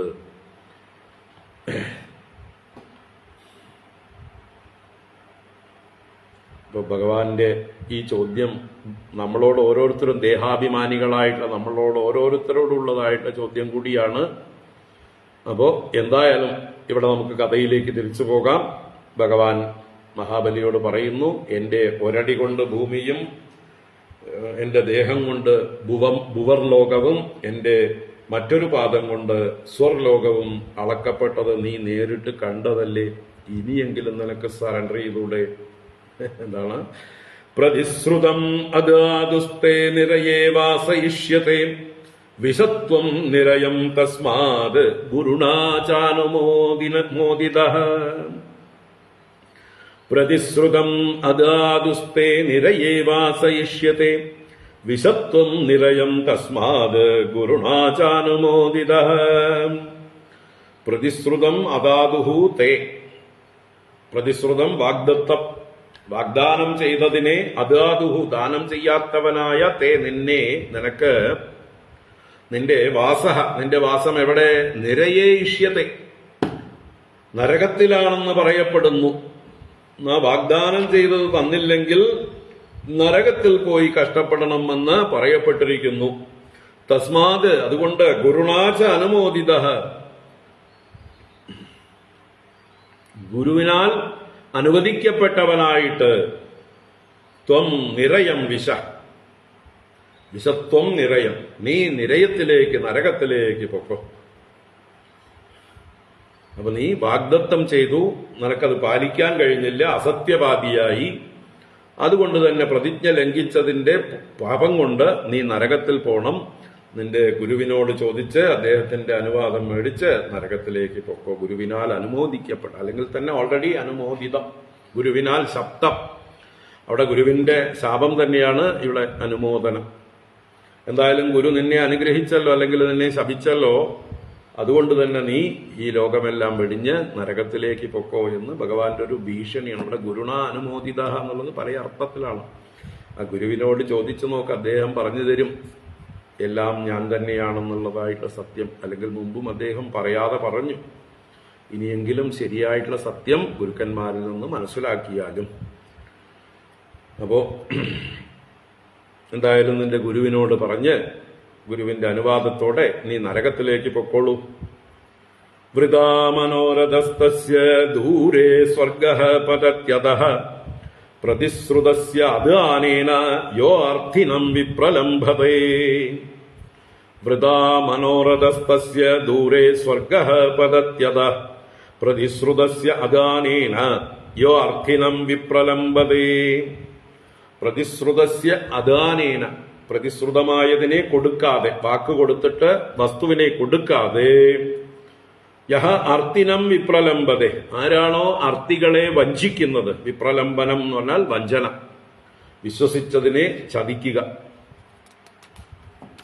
അപ്പോ വഞ്ചിക്കുന്നത്, തസ്യ മനോരഥഃ വൃഥാ, അവന്റെ ആഗ്രഹങ്ങള്, മനോരഥങ്ങളൊന്നും ഭരിക്കില്ല. കാരണം അവന്റെ ഉള്ളിൽ അല്പം പോലും സത്യമില്ല. അപ്പൊ അവൻ വിചാരിച്ചതിലും ഒരു സത്യവും ഉണ്ടാവില്ല. സത്യസന്ധന്മാരായിട്ടുള്ളവർ, സത്യവാക്കുകളായിരിക്കുന്നവർ സങ്കല്പിക്കുന്നതൊക്കെ സത്യമായി തീരും. അവര് തഥാസ്തു എന്ന് പറഞ്ഞാൽ അത് അങ്ങനെ തന്നെ ഭവിക്കും. അല്ലാതെ കള്ളന്മാര് പറയുന്നതൊന്നും ഭരിക്കില്ല. അവരെന്ത് തന്നെ ചെയ്താലും അവർക്ക് പ്രയോജനം ഉണ്ടാവില്ല, മിഥ്യയായിട്ട് പോകും. കാരണം അവരുടെ സ്വഭാവം മിഥ്യയാണ്, കളവാണ്. അപ്പൊ അതുകൊണ്ട് അങ്ങയുടെ മനോരഥങ്ങള്, അല്ലെങ്കിൽ ആരാണോ വാഗ്ദാനം ചെയ്ത് വഞ്ചിക്കുന്നത്, കൊടുക്കാതിരിക്കുന്നത്, തീർച്ചയായിട്ടും അവന്റെ ഫലിക്കുകയില്ല. സ്വർഗഃ ദൂരെ, അവന്റെ ദൂരെയാണ് സ്വർഗം. അവന് സ്വർഗത്തിലേക്ക് പോകാനുള്ള അർഹതയില്ല. സ്വർഗം ദൂരെ വർത്തിക്കുന്നു. സ്വർഗത്തെ സ്വപ്നത്തിൽ പോലും കാണണ്ടെന്നർത്ഥം. അധഃ പതതി, അതുകൊണ്ട് അവൻ അധഃ പതതി, നരകങ്ങളിലേക്ക് പതിക്കുന്നു. അവനുള്ളത് നരകങ്ങളാണ്. സ്വർഗം അവനിൽ നിന്ന് അകന്നകന്നകന്നു പോകുന്നു. സ്വപ്നത്തിൽ പോലും വിചാരിക്കില്ല. അപ്പൊ സ്വർഗത്തിൽ പോകണോ, അല്ലെങ്കിൽ മനോരഥങ്ങൾ നടക്കണോ, വാഗ്ദാനം ചെയ്തതൊക്കെ പാലിക്കുക. ആർക്കും നമ്മളെ കൊണ്ടാവാത്ത വാഗ്ദാനങ്ങൾ കൊടുക്കാതിരിക്കുക. കൊടുക്കുന്ന വാഗ്ദാനങ്ങൾ പാലിക്കുമെന്ന് ഉറപ്പുവരുത്തുക. നമുക്ക് സാധിക്കുന്ന വാഗ്ദാനങ്ങൾ കൊടുക്കുക, എന്നിട്ടത് സാധിച്ചു കൊടുക്കുക. അതല്ലെങ്കിൽ അവന് സ്വർഗമില്ല, അവന്റെ മനോരഥങ്ങൾ ഭരിക്കുകയില്ല എന്ന്. വിപ്രലബ്ധോ ദദാമീതി ത്വയാഹം ചാഢ്യമാനിന തദ്വ്യളീകബലം ഭുങ്ക്ഷ്വ നിരയം കതിചിത് സമാഹ. വിപ്രലബ്ധോ ദദാമീതി ത്വയാഹം ചാഢ്യമാനിന തദ്വ്യളീകബലം ഭുങ്ക്ഷ്വ നിരയം കതിചിത് സമാഹ. അപ്പോ വിപ്രലബ്ധ ദദാമി ഇതി ത്വയാഹം ച ആഢ്യമാനിന. ആഢ്യമാനിന ത്വയ, ഞാൻ ആഢ്യനാണ്, ഞാൻ കേമനാണെന്ന് വിചാരിക്കുന്ന നിന്നാൽ, പൊങ്ങച്ചക്കാരനായിട്ടുള്ള നിന്നാൽ, അഹം വിപ്രലബ്ധ, ഞാൻ വഞ്ചിതനായി. എന്താ പറഞ്ഞത്? ദദാമീതി, നീ നൽകാമെന്ന് പറഞ്ഞ് നീ എന്നെ വഞ്ചിച്ചിരിക്കുന്നു. അഹം വഞ്ചിത, അഹം വിപ്രലബ്ധ. തദ്വ്യളീകബലം മുങ്ക്ഷ്വ, ആ കാപട്യത്തിന്റെ, ആ നുണയുടെ, അസത്യത്തിന്റെ ബലം. വെളീകം എന്നാൽ അസത്യം. അപ്പൊ ആ വഞ്ചനയുടെ ഫലം നീ ഭുങ്ക്ഷ, എവിടെ ചെന്നിട്ട്? കതിചിത് സമാഹ നിരയം ഗത്വ, കുറെ സംവത്സരങ്ങൾ നരകത്തിൽ ചെന്നിട്ട് നീ അവിടെ ചെന്ന് നീ ചെയ്ത കളവിന്റെ, വഞ്ചനയുടെ ഫലം അനുഭവിച്ചാലും എന്ന് പറഞ്ഞ് ഭഗവാൻ ഇവിടെ ഭീഷണിപ്പെടുത്തുകയാണ്. ഭഗവാൻ ഭീഷണിപ്പെടുത്തണം. അപ്പൊ മൂന്നാമത്തെ അടി കൊടുത്തിട്ടില്ല. തീർച്ചയായിട്ടും ഭഗവാൻ പറയുന്നതിൽ സത്യവുമുണ്ട്, ഭീഷണിയുമുണ്ട്. ഇതൊരു പരീക്ഷണവുമാണ്. മഹാബലി അപ്പൊ ഈ വാക്കുകൾക്ക് ഭയപ്പെട്ടുകൊണ്ടാണ് മഹാബലി നീ തന്റെ ശിരസിനെ സമർപ്പിക്കുന്നത്. മൂന്നാമത്തെ അടി വെക്കാനായിക്കൊണ്ട് തന്റെ ശിരസിനെ സമർപ്പിക്കുന്നത്. അപ്പൊ അതിനെക്കുറിച്ച് നമുക്ക് അടുത്ത ക്ലാസ്സിൽ നോക്കാം. നമുക്ക് വൈകുന്നേരം പറ്റിയാൽ ഞാൻ ക്ലാസ് എടുക്കാം. നാളെ രാവിലെ ഉണ്ടാവില്ല, നാളെ വൈകുന്നേരം ഉണ്ടാവില്ല. നാളെ എന്തായാലും കാത്തിരിക്കേണ്ട. ഇന്ന് വൈകുന്നേരം വേറെ കുറച്ച് തിരക്കുകളുണ്ട്, പറ്റിയാൽ എടുക്കാം. നാളെ 2 പരിപാടികൾ, രാവിലെ വൈകിട്ടൊരു പരിപാടി. അപ്പൊ ദൂരെയാണ്, അതുകൊണ്ട് സാധ്യമല്ല. തിങ്കളാഴ്ച എന്തായാലും ഉണ്ടാവും. ഹരി ഓം. വൈകിട്ടത്തെ കൺഫേം ചെയ്തിട്ടില്ല, പറയാം. ഹരി ഓം. ഇതി ശ്രീമദ്ഭാഗവതേ മഹാപുരാണേ പാരമഹംസ്യാം സംഹിതായാം അഷ്ടമസ്കന്ധേ ബലിബന്ധനിരൂപണം നാമ 21-തമോऽധ്യായഃ. സർവത്ര ഗോവിന്ദനാമ സങ്കീർത്തനം. ഗോവിന്ദ ഗോവിന്ദ. നാരായണാഖില ഗുരോ ഭഗവൻ നമസ്തേ. നാരായണാഖില ഗുരോ ഭഗവൻ നമസ്തേ. കായേന വാചാ മനസേന്ദ്രിയൈർവാ ബുദ്ധ്യാത്മനാ വാ പ്രകൃതേ സ്വഭാവാത് കരോമി യദ്യത് സകലം പരസ്മൈ നാരായണായേതി സമർപ്പയാമി. ഓം ശാന്തി ശാന്തി ശാന്തി. ഹരി ഓം. ശ്രീ ഗുരുഭ്യോ നമഃ. ഹരി ഓം. ഹരി ഓം. നാരായണ.